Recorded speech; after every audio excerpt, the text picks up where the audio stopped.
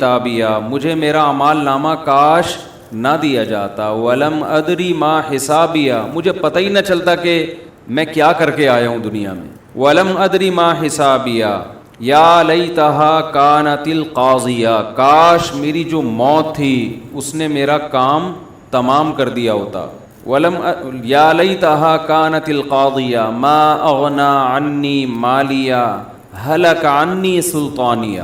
دو چیزیں انسان کو مصیبت سے بچاتی ہیں، ایک پیسہ اور ایک روب، دبدبہ، حکومت۔ لوگ اپنی پی آر بناتے ہیں نا، پبلک ریلیشن، یہ دو چیزیں انسان کو مصیبت میں بچاتی ہیں۔ تو قرآن کہتا ہے جہنمی کہے گا، وہ شخص جس کو اعمال نامہ بائیں ہاتھ میں دیا گیا، وہ کہے گا میرا مال بھی میرے کام نہیں آیا، اور میری جو سلطان تھی، یعنی میری جو قوت تھی، پاور تھی، طاقت تھی، روب تھا، عہدہ تھا، وہ بھی مجھ سے ہلاک ہو گیا۔ کتنے بڑے بڑے عہدے دار لوگ جو دنیا میں بڑے لینڈ لارڈ اور ہر وقت پروٹوکول میں چلا کرتے تھے، ایک اشارے پہ دنیا ہل جایا کرتی تھی، وہ کہیں گے آج ہماری سلطنت، ہماری حکومت، ہمارا روب دبدبہ ہلاکا، فنا ہو چکا ہے، کوئی حیثیت نہیں رہی ہے اس کی۔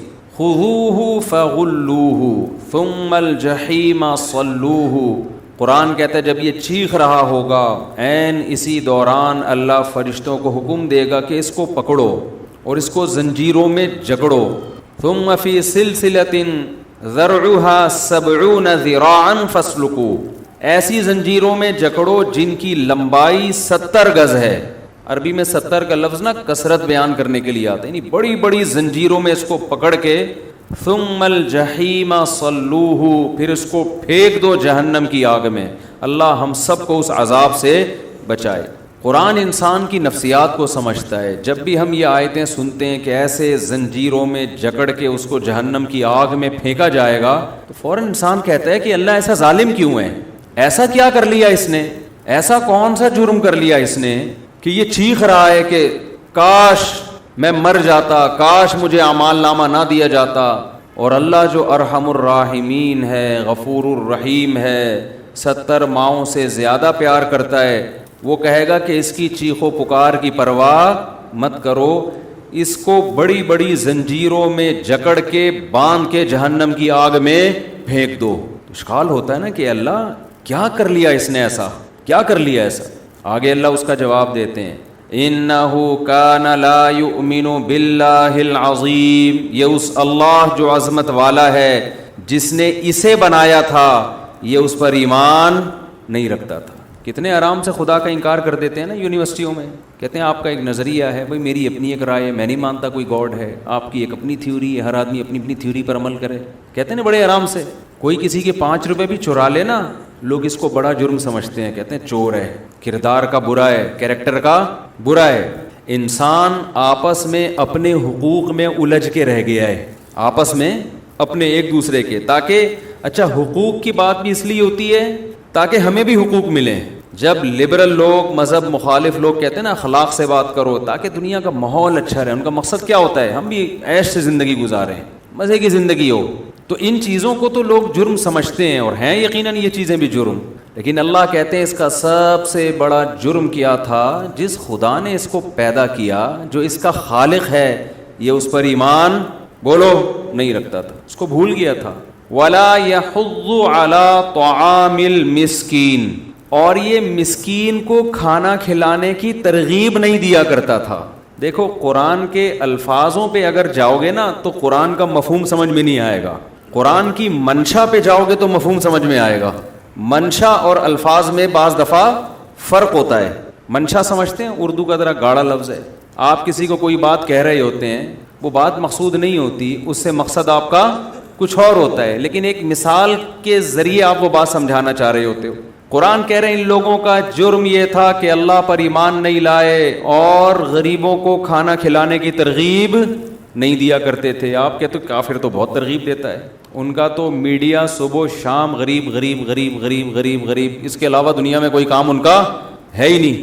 اصل میں یہاں اس کھانا کھلانے کی ترغیب کی بات چل رہی ہے جس کی بیس اللہ کی محبت، جس کی بیس کیا ہو، اللہ کی محبت، جس کی بیس یہ ہو کہ میں اپنے مال کا مالک نہیں ہوں، جس کی بیس یہ ہو کہ میں غریب کو کھانا کھلا کر اس پر احسان نہیں کر رہا، جس کی بیس یہ ہو کہ میرا مال میرا ہے ہی نہیں لہذا جتنا کھلاؤں گا میں اپنا فرض ادا کر رہا ہوں، جس کھانا کھلانے کی بیس یہ ہو کہ میرے گناہ اتنے ہیں کہ اگر میں نے کھانا کھلوا کے اپنے گناہوں کو معاف نہیں کروایا تو میں آخرت میں بخشش میری نہیں ہو سکتی، ان بیسس کی بیس پہ جو کھانا کھلایا جائے گا وہ کھانا اللہ کے ہاں مقبول ہے۔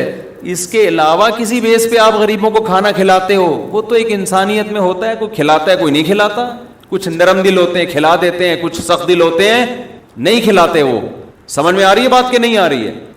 دوسرے یہاں پر ایک اشکال ہوگا کہ اللہ یہ کہہ دیتے کہ یہ کھانا کھلاتا نہیں تھا، یہ کیوں کہہ دیا کھانا کھلانے کی ترغیب نہیں دیتا تھا؟ ترغیب دینا تو بڑا آسان ہے، کھلانا مشکل ہے نا۔ بھئی آپ کو پتہ چل گیا کہ بھئی جنت میں جانے کے لیے اللہ پہ ایمان لانا ضروری ہے اور غریبوں کو کھانا کھلانے کی ترغیب دینا ضروری ہے، یہی آیت سے ثابت ہو رہا ہے نا۔ جہنم سے بچنے کے لیے دو کام اللہ نے بتا دیے، ایک اللہ پہ ایمان لے آؤ اور دوسرا کیا، لوگوں کو غریبوں کو کھانا کھلانے کی ترغیب دے دو۔ 2 منٹ کا کام ہے یہ، آپ بول دو میں ایمان لایا اللہ پر، اس کے فرشتوں پر، اس کے رسولوں پر، اس کی کتابوں پر، ہو گیا بات، کیا خیال ہے؟ اور ایک بیان ریکارڈ کروا دو فیس بک پہ کہ بھائی تمام حضرات سے گزارش ہے غریبوں کو کھانا کھلایا کریں۔ یہ تو 2 منٹ کی بات ہے نا، نہیں آ رہی سمجھ میں؟ آ رہی ہے؟ تو اس کو انسان قرآن اتنی امپورٹنٹ یعنی اتنی اہمیت کیوں دے رہا ہے قرآن؟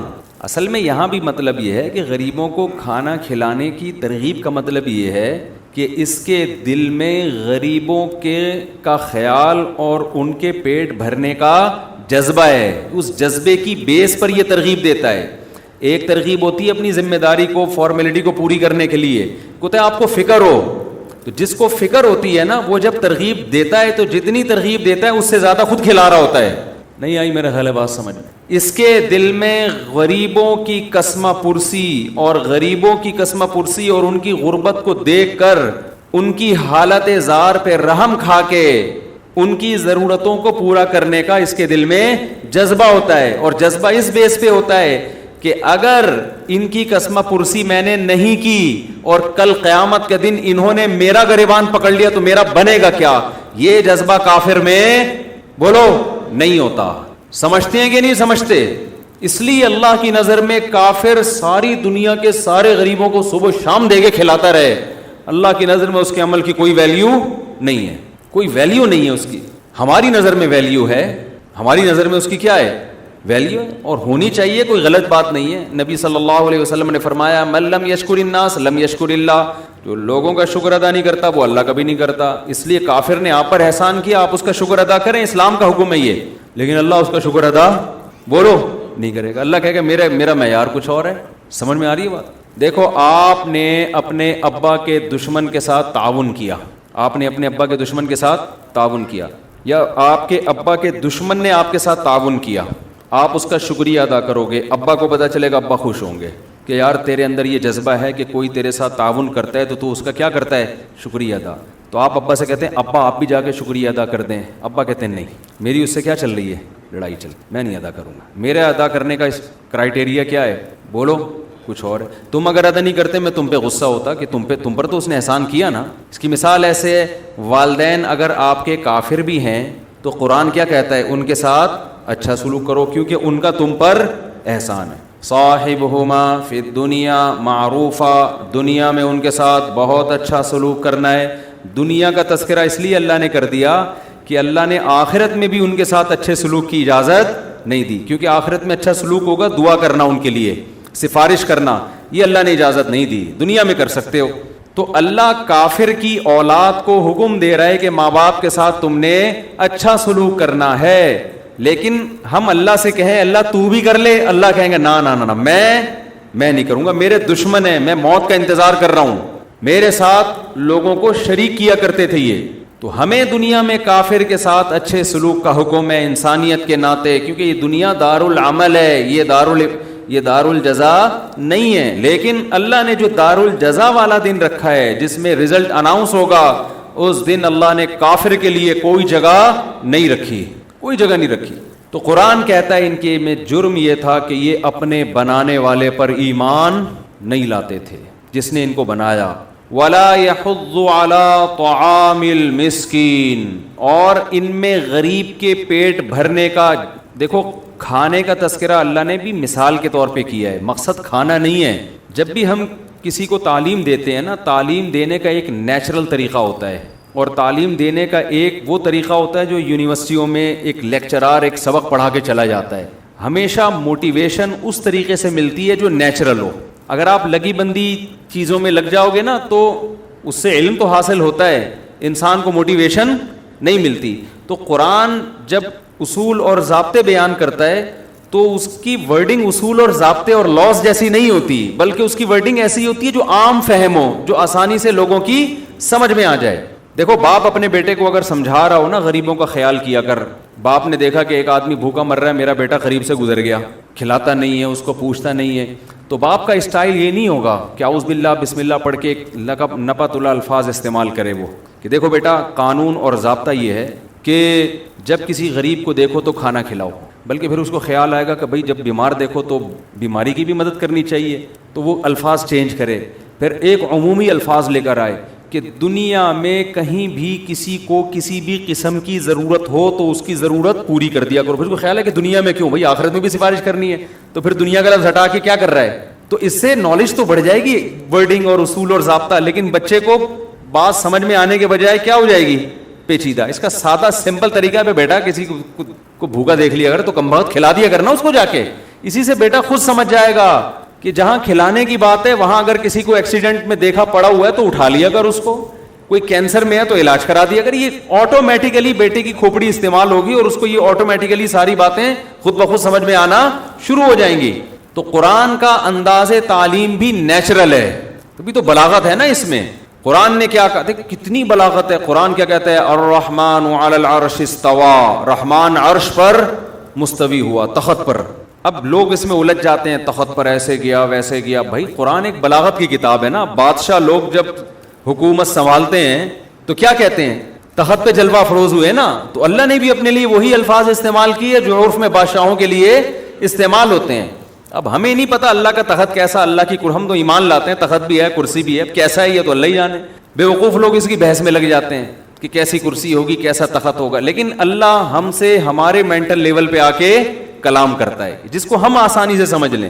یہی وجہ ہے کہ جنت میں ان نعمتوں کا تذکرہ کیا گیا ہے جو 1400 سال سے لوگوں کی سمجھ میں آسانی سے آ رہی ہیں. ایسی باتوں کا تذکرہ نہیں کیا گیا جو کسی صدی میں سمجھ میں آئیں اور کسی صدی میں سمجھ میں آئی نہیں. مثال کے طور پر 1400 سال پہلے یہ بتا دیا جاتا جنت میں بلٹ پروف ٹرین ہوگی. وہ کیا ہے بلٹ پروف؟ تو وہ بم دھماکے سے بچنے کے لیے ہوتی ہے. وہ جو بلٹ ٹرین ہوگی، بلٹ ٹرین، اور جو اسپیڈ سے بھاگتی ہے نا، تو کھوپڑی میں آتی بات ان لوگوں کے. یہ بتایا تیز رفتار گھوڑا ہوگا. کیا بتایا؟ انتہائی تیز رفتار گھوڑا ہوگا. اب اس میں ملحد لوگ کہتے ہیں اتنی اسپیڈ والے گھوڑے کی کیا ضرورت ہے، جہاز ہو جاتا. او بھائی اس زمانے میں جہاز کی بات کی جاتی 6 مہینے ان کو جہاز کا فلسفہ سمجھانے میں لگتے. کیا خیال ہے، ٹرین سمجھانے میں لگتا. وہ ایمان لاتے نبی صلی اللہ علیہ وسلم پر. یہی وجہ ہے کہ قرآن میں جو سائنسی تھیوریز ہیں جو ایجاد ہو رہی ہیں ان کا تذکرہ نہیں ہے قرآن میں. اس لیے کہ قرآن اگر ان باتوں کو اچھالتا، ان باتوں کا تذکرہ کرتا تو پہلے ان تھیوریز، ان نظریات کو سمجھانا نبی کی ذمہ داری بن جاتی. یہ کام آپ کا ڈبل ہو جاتا، اس سے آدھے سے زیادہ لوگ مرتد ہو جاتے. مثال کے طور پر قرآن واضح لفظوں میں کہتا کہ زمین سورج کے گرد گھوم رہی ہے. واضح لفظوں میں قرآن کیا کہتا، زمین سورج کے گرد گھوم رہی ہے. تو نبی صلی اللہ علیہ وسلم کو یہ بات ثابت کرنے کے لیے کتنی مشکلات پیش آتی نا. وہ کہتے کہاں گھوم رہی ہے، وہ مشرق سے سورج نکل رہا ہے اور مغرب میں غروب ہو رہا ہے. تو پوری دنیا میں سفر کرنا پڑتا، سائنسدانوں کو بلانا پڑتا، وہ تحقیق کرتے. تو آپ کا جو اصل کام ہے وہ کیا ہوتا، وہ رہ جاتا. اس لیے اسلام نے ان چیزوں کو قرآن میں چھیڑا ہی نہیں ہے. بھئی یہ چیزیں وقت کے ساتھ ساتھ ایجاد ہوتی چلی جائیں گی، یہ ہمارا ٹاپک ہی نہیں ہے. لوگ آج قرآن میں سائنس تلاش کر رہے ہوتے ہیں نا، اپنی یوں سمجھیں کہ صلاحیتوں کو ضائع کر رہے ہیں. وہ قرآن سائنس کی کتاب ہے ہی نہیں. ہاں یہ قرآن کی بلاغت ہے کہ قرآن میں کوئی ایسا نظریہ سائنسی، ایسی تھیوری، کوئی ایسی سائنسی حقیقت بیان نہیں کی گئی ہے جو بعد میں غلط ثابت ہوئی ہو. یہ خود قرآن کا معجزہ ہے. حالانکہ اس دور کی جو تحریریں ملتی ہیں، کتابیں اور فلسفیوں کے جو نظریات ملتے ہیں وہ آج کی موجودہ سائنس سے بالکل اگینسٹ ہیں. لیکن قرآن نے ان میں سے کسی بات کا تذکرہ نہیں کیا. یہ خود اس بات کی علامت ہے کہ یہ اللہ کا کلام ہے. ورنہ رسول اللہ صلی اللہ علیہ وسلم اس کتاب میں ان نظریات کا تذکرہ کر دیتے جو اس زمانے میں رائج تھے اور وہ بعد میں 100% غلط ثابت ہوئے ہیں. سمجھتے ہو کہ نہیں سمجھتے؟ تو خیر قرآن کیا کہتا ہے؟ انہ کان لا یؤمن باللہ العظیم، یہ اپنے رب پر جو اللہ عظمت والا ہے اس پر ایمان نہیں رکھتے تھے. ولا یحض علی طعام المسکین، اور یہ مسکین کو کھانا کھلانے کی ترغیبیں نہیں دیا کرتے تھے. اس سے قرآن یہ سمجھانا چاہ رہا ہے کہ جس آدمی کے دل میں انسانیت کی مدد کا جذبہ نہیں ہے وہ اتنا بڑا مجرم ہے کہ اسی جہنم کی آگ کے لائق ہے، اسی لائق ہے کہ اس کو زنجیروں میں باندھ کر جہنم کی آگ کے حوالے کیا جائے. تو اپنے آپ کو ہمیں رکھنا چاہیے ہم کس مقام پہ کھڑے ہوئے ہیں. اس میں بیماروں کا علاج بھی ہے. اب دیکھیں یہ جو اندرون سندھ سیلاب آیا ہے نا، اس میں کیا ہو رہا ہے؟ سب لوگ راشن لے کے پہنچ رہے ہیں. اکثر ٹرسٹ کو ہم نے دیکھا کھانا لے کے پہنچ رہے ہیں. او بھائی آپ ضرورت پوری کرو نا اگلے کی. پاک ایڈ ویلفیئر ٹرسٹ والوں نے جو ہے نا ایک تحقیق کی ہے اور ایک ڈیٹا اکٹھا کیا ہے. 50 لاکھ خواتین ایسی ہیں سیلاب زدگان میں جو شدید ترین بیماریوں میں مبتلا ہیں وبا کی وجہ سے، جو ڈینگی وائرس اور پتہ نہیں کیا کیا بیماریاں پھیلی ہوئی ہیں. 5 لاکھ خواتین پریگننسی میں ہیں. باپ بتاؤ، چاروں طرف پانی ہو اور ایک عورت پریگننسی میں ہو. آپ نے دیکھا ہوگا ایسی ویڈیوز آ رہی ہیں، ایک عورت نے بچہ جنا اور ریت میں ہی پھینک کے چلی گئی اس کو. واٹس ایپ پہ ویڈیوز دیکھی ہوں گی نا آپ لوگوں نے. پھر ان 5 لاکھ میں سے 3 لاکھ خواتین وہ ہیں جن کے بچے کی ولادت کا وقت عنقریب آنے والا ہے. ہمارے ہاں جو ہے نا، کیونکہ قرآن کی روح نہیں سمجھتے تو ہر آدمی کھانے کو فوکس کر رہا ہے، کھانا کھلاؤ کھانا کھلاؤ. اگلا کہہ رہا ہے بھائی میں مر رہا ہوں، میں بیماری سے مر رہا ہوں، بچے کی گھر میں ولادت ہے، کوئی کلینک کا انتظام نہیں ہے. ہونا یہ چاہیے کہ بہت سارے ٹرسٹ وہاں پہ ان کے لیے موبائل کلینک کا انتظام کریں. الحمدللہ پاکٹ ویلفیئر ٹرسٹ نے انتظام کیا اور اناؤنسمنٹ بھی کی ہے. میرا بھی ایک بیان اس میں ریکارڈ ہوا ہے، انشاءاللہ ہم چینل پہ چلائیں گے اس کو. کہ میں یہ نہیں کہہ رہا صرف وہی کر رہا ہے، اور بھی لوگ کر رہے ہیں، لیکن ہمارے لوگ بغیر پلاننگ کے عام طور پہ کام کرنے کے عادی ہیں. سارا فوکس کس کو کیا ہوا ہے؟ کھانے کو.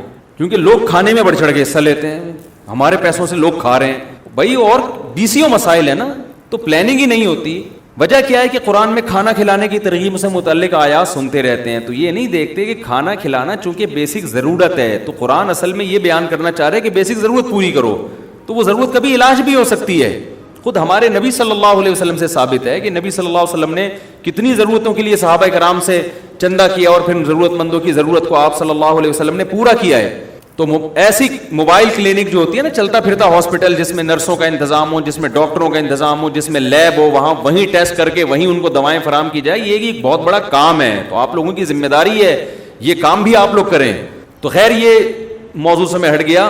تو قرآن کیا کہتا ہے؟ جس کے دل میں غربا اور مساکین، اور غریب سے مراد بھی حاجت مند ہے. بعض دفعہ آدمی مالدار ہے لیکن کوئی اس کی ضرورت ایسی ہے جو ضرورت آپ کے علاوہ کوئی اور پوری نہیں کر سکتا، تو وہ بھی اسی غریب میں داخل ہے. اس موقع پہ وہ بھی اسی غریب میں داخل ہے، کیونکہ اس حاجت کے لحاظ سے وہ کیا ہے؟ وہ غریب ہے. تو آپ کو آنکھیں بند کر کے زندگی گزارنے کی اجازت نہیں ہے. ہمارے یہاں لوگوں کو ہوش ہی نہیں ہے. کما رہے ہیں لاکھوں روپے بینکوں میں پڑے ہوئے ہیں، پڑوس میں کیا ہو رہا ہے، ملک میں کیا ہو رہا ہے، بس میچ دیکھنے میں لگے ہوئے ہیں. میچ دیکھ رہے ہیں، فلمیں دیکھ رہے ہیں، ڈرامے دیکھ رہے ہیں، نیوز سن رہے ہیں، سیاسی لیڈروں نے یہ کر دیا. یہ جو ابھی LGBT چل رہا ہے نا، ABCD پوری اس پہ ختم ہو گئی ہے. آج میری ایک بڑے عالم سے بات ہوئی، بڑی اچھی بات کی انہوں نے کہا مفتی صاحب آپ نے بیانات تو بہت کر دی LGBT کے خلاف، ٹھیک ہے ماشاءاللہ خاندانی بات ہو گئی، ایک تحریک اٹھ گئی ہے، ایک لوگوں میں شعور پیدا ہو گیا. اس طرح قانون کبھی بھی تبدیل نہیں ہوگا، سمجھ رہے ہیں نا. قانون تبدیل ہوگا کہ آپ مسلم لیگیوں کے سربراہوں سے جا کے مل لو، پیپلز پارٹی کے سربراہوں سے جا کے مل لو. جتنی محنت پبلک میں کر رہے ہو ان کے پاؤں دبا دو، جا کے ان کی ریکویسٹ کر لو کہ اللہ کا واسطہ اس قانون کو کیا کر دو، بولنے پر پابندی ہے، اس کو چینج. آپ JUI کے علماء کے پاس جا کے ملو ان سے کہ آپ، وہ تو چاہ رہے ہیں کہ قانون چینج ہو جائے، تو ہماری طرف سے جو سپورٹ چاہیے ہمیں بتائیں، ہم کیا خدمت کر سکتے ہیں. PTI والوں سے ملو. حکومت میں جو لوگ ہیں ان سے جا کے تمیز سے، کسی جماعت کی طرفداری اور کسی بھی سیاسی جماعت کی مخالفت کیے بغیر. ایسے موقع پہ لوگ اس طرح کے قانون سازی کو سیاست کا بھی حصہ بنا دیتے ہیں. ابھی یہ بحث چھڑ گئی ہے اس وقت اسمبلی میں کون کون تھا، وہ تھا، اس کا مطلب وہ بھی وہ ہے. وہ بھی اس قانون پہ راضی تھا، اس کا مطلب وہ بھی کیا ہے، وہ ہے، وہ کہہ رہا ہوگا میں نہیں تھا، اس نے کیا ہے. تو بچوں کی لڑائیاں نہیں ہوتی. یہ ایک سیاسی جنگ ایسے موقع پہ ہمارے ملک میں شروع ہو جاتی ہے. ابے یہ سالہ اس کا کام ہے، ابے وہ کیا کر رہے تھے، ابے وہ سو رہے تھے. اس بحث میں ٹائم ضائع ہوگا اور قانون جوں کا توں رہے گا، اور لوگ اس سے جو غلط قسم کے لوگ ہیں لاکھوں لوگ ناجائز فائدہ اٹھائیں گے اس سے. مجھے ان کا یہ مشورہ بڑا خاندانی لگا کہ ٹھیک ہے عوام کو بھی اویئر کرنا چاہیے، لیکن کام کرنے کا طریقہ کیا ہے. تو میں نے ارادہ کیا انشاءاللہ میں جتنا میرے اندر ممکن ہے، بس میں ممکن ہے، میں ہر ایک سے جا کے ہم اپنی ریکویسٹ کریں گے بھائی اللہ کا واسطہ خدا کا ہماری نسلوں کو، ہمارے بچہ ایسا نہ ہو بڑا کر کے میں نے وسیم سے شادی کرنی ہے، بھائی خدا کا واسطہ ہے. اور میں کہوں گا اگر میری وزیر اعظم سے ملاقات ہو گئی، میں کہوں گا حضرت آپ اپنے بچوں کی فکر کرو. آپ کی بہو اگر سلیم آ گئی آپ کی بہو بن کے، خود سوچو نا کیا کر رہے ہو آپ برداشت کر لو گے آپ کی بہو میل ہو اور آپ کا داماد فیمیل ہو؟ تو اس طرح سے کام ہو جائے گا. مجھے ان کا مشورہ بڑا اچھا لگا. میں نے کہا بتائیں جی کس کے پاس جانا ہے، ہمارا تو کسی سے کوئی مفاد نہیں ہے، جا کے کچھ ریکویسٹ کر لیں گے. اللہ کا واسطہ خدا کے لیے اس قانون کو کیا کرو، چینج کرو اللہ کا واسطہ. تو انہوں نے کہا عوام میں بہت آواز اٹھ گئی ہے، اب ذرا کے ذرا ان لوگوں سے مل لیں جا کے. اور اس میں کوئی سیاسی لیبل نہیں ہے کہ کسی کو سپورٹ کر رہے ہیں، کسی سیاسی جماعتی. ابھی جنگ چھڑ جاتی ہے، لوگ طنز تانے، ابے یہ وہ کہاں سو رہے تھے، ابے انہوں نے یہ کیوں نہیں کیا، ابے یہ کیوں نہیں کیا. وہ ایک دوسرے، یہ ہمارے ملک میں جس قسم کی جمہوریت چل رہی ہے نا، اس میں کسی کا باپ بھی فیصلہ نہیں کر سکتا جب تک اندر بیٹھا ہوا نہ ہو کہ اس میں اصل ذمہ دار ہے کون. اتنا پیچیدہ اور اتنا غلط قسم کا نظام ہے کہ ہر آدمی اپنے آپ کو ایسے نکال لیتا ہے جیسے آٹے میں سے بال نکالا جاتا ہے. سسٹم ایسا ہے آپ کا. سعودی عرب میں جو کام ہے بادشاہ ذمہ دار ہے، اچھا کام ہے لوگ اپریشیٹ کرتے ہیں بادشاہ کو، الٹا کام ہوگا لوگ کہیں گے کس کی ذمہ داری ہے، بادشاہ کی. تو بادشاہ اس کی پھر وہ تلافی کرتا ہے. یو اے ای میں آپ جاؤ بادشاہی نظام ہے، کوئی سڑک ٹوٹی بھی ہو بادشاہ کی رسپانسبلٹی ہے، وہ کہتا ہے یہ میں ذمہ دار ہوں اس کا. ہمارے ملک میں پتہ ہی نہیں چلتا. کراچی میں ہم بدعا کس کو دیں جو کراچی کا بیڑا غرق ہوا. میں کئی لوگوں سے پوچھ چکا ہوں یار یہ گٹر کے ڈھکن جو نہیں ہے میں کس کے خلاف ہاتھ اٹھاؤں بدعا کروں. وہ کہتے ہیں آپ کو اس پہ پہلے پی ایچ ڈی کرنی پڑے گی، جا کے نا پورا سمجھنا پڑے گا، اتنا پیچیدہ سسٹم ہے. میں نے وہ پہلے کہا تھا نا کراچی میں جو وہ شروع ہو رہی ہیں بسیں گرین بس، میں نے برا بلا کہہ دیا تھا اس کو سندھ حکومت کو. پھر کسی نے کہا یہ تو وفاق کے تحت ہے. پھر ہم نے کہا چلو وفاق کو برا بلا کہو. پھر کہا کہ نہیں وفاق تو پیسہ دیتا ہے صوبائی حکومت کو، صوبائی حکومت پیسہ کھا گئی ہے. 3-4 بد دعائیں تبدیل ہوئی. میں نے کہا فرشتے کنفیوز ہوں گے بھائی، وہ بولیں گے تو ایک دفعہ تحقیق کر کے بتا دے کس کو. تو ہم نے کہا چھوڑ دو یار یہ کام، بس حکومت بولو. حکومت کا لفظ مبہم ہے. ہم جب چھوٹے بچے تھے ڈرامہ آیا تھا آئے گا بھائی آئے گا، کوئی نہ کوئی تو آئے گا. اس میں یہ نعرہ لگتا تھا کہ سیاسی لیڈر کھڑے ہوتے ہیں نا تو نعرہ لگاتے ہیں وہ فلانا آئے گا فلانا آئے گا. تو بچے جلوس نکال رہے تھے آئے گا بھائی آئے گا، کوئی نہ کوئی تو آئے گا. تو وہ اس لیے نکال رہے تھے جلوس کہ جو بھی آئے گا ہم کہیں گے ہم نے اسی کا نعرہ لگایا تھا. کوئی نہ کوئی تو آئے گا تو آ گیا نا کوئی نہ کوئی. اور اگر آپ نعرہ لگا لے ہو فلاں آئے گا اور نہیں آیا تو آپ شرمندہ ہو جاؤ گے. لوگ کہیں گے آپ تو کہہ رہے تھے وہ آئے گا وہ تو آیا نہیں ہے، تو آپ تو جھوٹ بول رہے تھے. تو اتنا پیچیدہ ہمارا جو جمہوری نظام ہے نا، اتنا فضول قسم کا نظام ہے. کل میں ایک وہ دیکھ رہا تھا، ایک شارٹ کلپ کسی نے مجھے بھیجا جس میں پروفیسر غامدی صاحب اور یہ مقبول جان اور یہ جو حسن نثار ہیں یہ تینوں بیٹھے ہوئے بات چیت کر رہے تھے. میں حسن نثار صاحب کی کسی بات سے متفق نہیں ہوتا، لیکن پہلی دفعہ مجھے لگا کہ حسن نثار صاحب بات خاندانی کر رہے ہیں. بات اس پہ ٹاک شاک پہ بات اس پہ چل رہی تھی کہ یہ جو جمہوری ہمارے ملک میں جو جمہوری نظام ہے یہ کیا ہے. تو جناب پروفیسر غامدی صاحب دلیل دے رہے تھے کہ قرآن میں آتا ہے وَأَمْرُهُمْ شُورَى بَيْنَهُمْ، کہ ان کے آپس کے معاملات مشورے سے طے ہوتے ہیں. تو اور یہ مقبول جان صاحب دلیل دے رہے تھے کہ وَإِن تُطِعْ أَكْثَرَ مَنْ فِي الْأَرْضِ يُضِلُّكَ عَنْ سَبِيلِ اللَّهِ، اکثریت تمہیں کیا کر دے گی، گمراہ کر دے گی.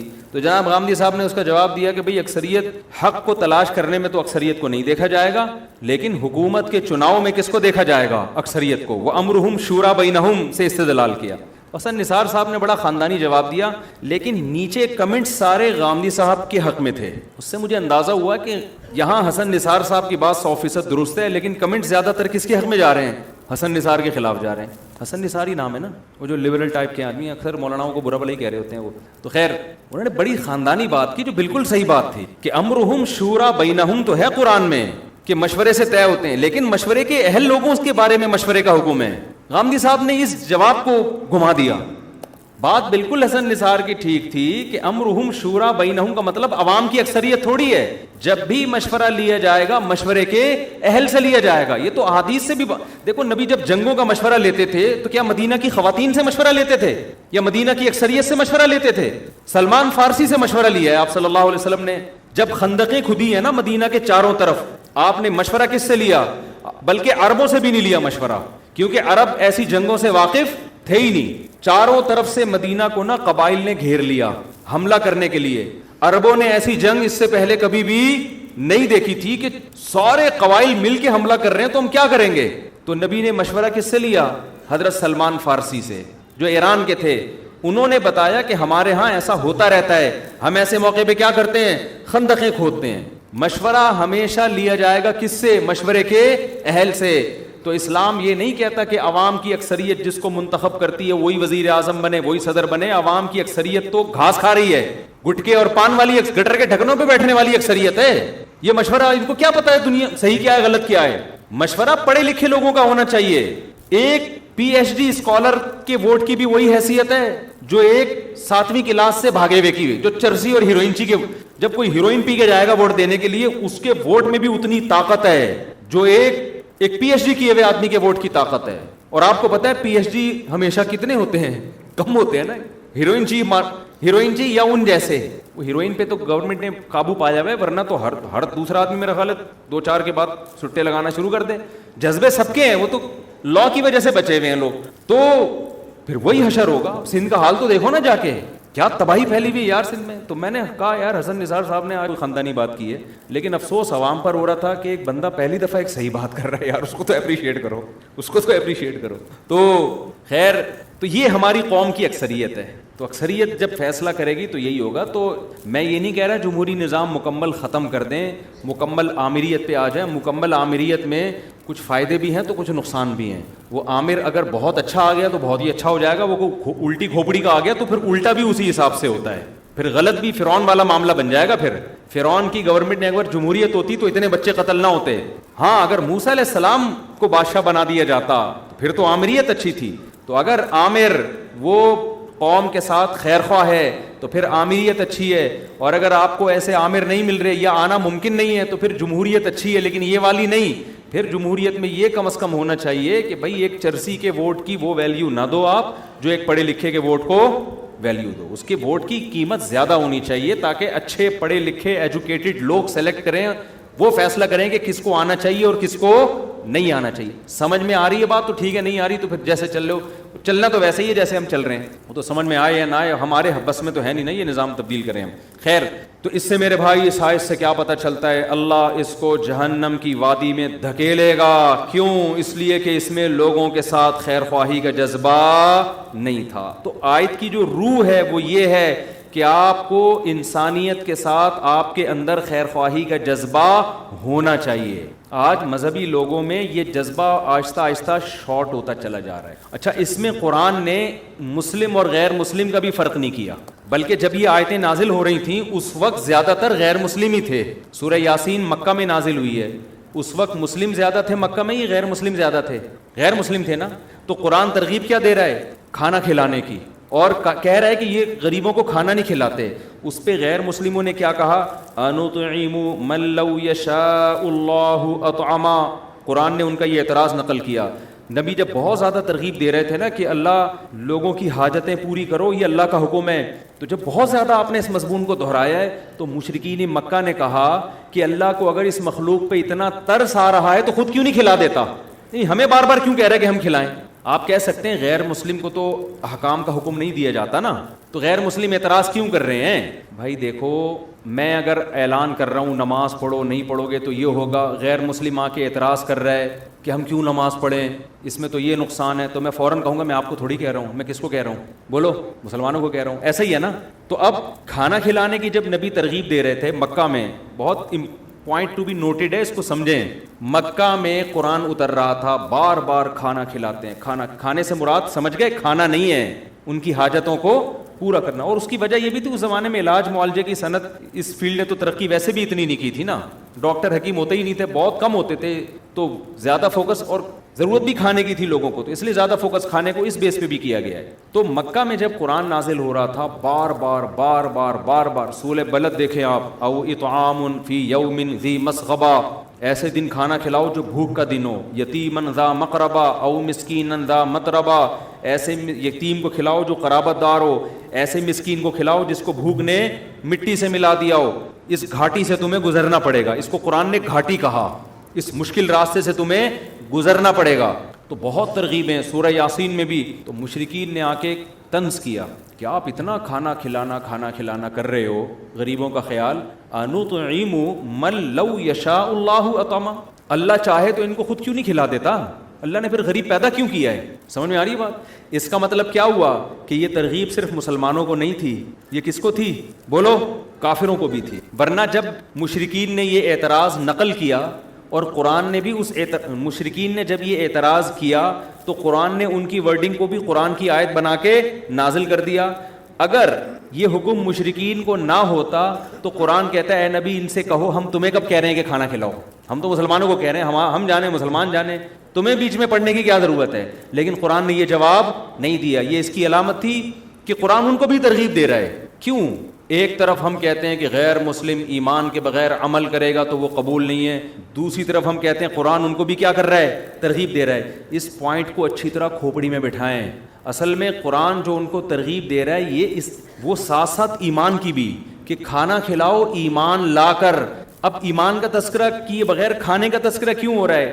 اس لیے کہ قرآن یہ مان رہا ہے کہ صحیح طرح سے کھانا جب ہی کھلاؤ گے جب کس پر ایمان لے کر آؤ گے؟ اللہ پر. تو قرآن نقصانات بیان کر رہا ہے, اللہ پر ایمان نہیں لے کر آتے, اس وجہ سے تم غریبوں کا خیال کرتے نہیں ہو. تو یہ اللہ پر ایمان نہ لانے کا ایک بہت بڑا نقصان ہے. تو قیامت میں تمہیں ڈبل سزا ملے گی, ایمان نہ لانے کی بھی, اور ایمان نہ لانے کی وجہ سے سوسائٹی میں جو فساد پیدا ہو رہا ہے اس کے بھی تم مجرم ہو, اس کی بھی سزا تمہیں ملے گی. سمجھ میں آ رہی ہے بات کہ نہیں آ رہی ہے؟ اس کی مثال ایسے جیسے آج ہم غیر مسلموں کو کہتے ہیں, ہم غیروں کو جو غیر مسلم ہیں نا, ہم ان سے کہتے ہیں کہ آپ جو اسلام قبول نہیں کر رہے ہیں نا, اس کی تو سزا ملے گی آپ کو. اسلام قبول نہ کرنے کی وجہ سے انسانیت کو جو تباہی کے دہانے پہ آپ نے لا کے کھڑا کر دیا ہے, اس کی مستقل سزا ملے گی آپ کو, کیونکہ یہ دونوں ایک دوسرے کے ساتھ لازم ملزوم ہیں. تو اسلام کو تباہی سے انسانیت کو آپ کو تباہی سے بچانا پڑے گا, اور تباہی سے بچانے کے لیے آپ کو اسلام کی طرف آنا پڑے گا, کیونکہ اسلام کی طرف نہ آنا اور انسانیت کی تباہی یہ دونوں ایک دوسرے کے ساتھ کیا ہیں؟ لازم ملزوم ہیں. تو ایمان نہ لانے کی سزا میں ایک وجہ یہ بھی ہے کہ آپ انسانیت کے دشمن ہو. آپ دیکھ لو نا, جو لوگ ایمان نہیں لے کر آتے, خاندانی نظام کیا کر دیا انہوں نے؟ تباہ کر دیا. زنا معاشرے میں کیا کر دیا؟ پھیلا دیا انہوں نے. نشہ, شراب, ہر دوسرا. آج آپ لوگوں نے چند دن پہلے خبر سنی ہوگی نا, وہ شراب پی کے کوئی بہت بڑے آدمی تھے, اپنی بیوی پھڑکا دی انہوں نے. وجہ کیا ہے؟ اگر آپ مذہب کو فالو کرتے تو مذہب آپ کو شراب پینے کی اجازت نہیں دیتا, لہذا آپ اس بحث میں ہی نہیں الجھتے کہ پینا چاہیے کہ نہیں پینا چاہیے. آپ نے مذہب کو فالو نہیں کیا, آپ خامخواہ کی بحث میں لگ گئے کہ پینے سے کیا ہوتا ہے. اب جب ہو گیا تو وہ یہ ہوتا ہے پینے سے. اب وہ جو جس کو مار دیا وہ واپس ہو سکتی ہے؟ ہم تو اس بحث میں ہی نہیں. اللہ کا شکر ہے میں نہیں پیتا, اللہ نے بچایا ہوا ہے. اب میرے سامنے کوئی آ کے 20 دلائل دے, مفتی صاحب پینے سے کچھ نہیں ہوتا, ریلیکس ہو جاتا ہے, اتنی پیو جتنی افورڈ کر سکتے ہو. گورے بھی تو پی کے ڈرائیونگ بھی کرتے ہیں, جہاز اڑا لیتے ہیں وہ پی کے, تو یہ سب کچھ ہوتا ہے. تو کیا ہوتا ہے؟ تو مجھے مذہب نے کیا کہا کہ بھائی اس بحث میں الجھنے کی آپ کو اجازت ہے ہی نہیں. حرام کا مطلب کیا ہوتا ہے؟ حرام. اب تو جتنے مرضی میڈیکل رپورٹیں میرے سامنے لا دے تو میں نہیں پیوں گا. اس کا فائدہ کیا ہو رہا ہے؟ میرے گھر والے تشدد سے بولو بچے رہے. اللہ نہ کرے میں اگر ان کو ماروں گا بھی تو سوچ سمجھ کے ماروں گا, ٹھیک ہے نا, ماروں گا نہیں, لیکن ایک مثال دے رہا ہوں. ایسے نہیں ہوگا کہ مارا اور پھر ابے یہ کیا ہو گیا یار, یہ کیا ہو گیا, یہ تو بندہ ہی مر گیا.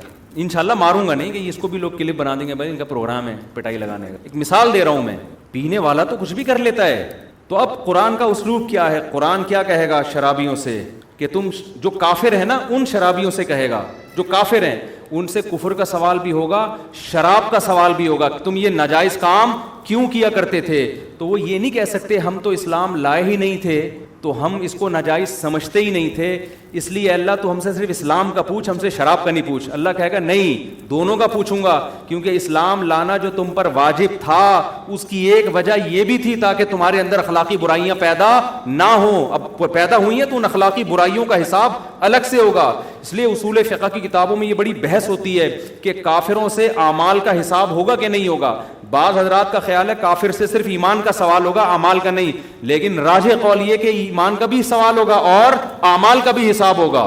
سمجھ میں آ رہی ہے بات کہ نہیں آ رہی؟ تبھی تو قرآن بار بار کافروں کی جو صفات بیان کرتا ہے کہ یہ نماز نہیں پڑھتے تھے, یہ غریبوں کو کھانا کھلانے کی ترغیب نہیں دیتے تھے. اب کوئی کافر کہہ سکتا ہے میں اسلام مانتا ہی نہیں تو میں نماز کیوں پڑھوں؟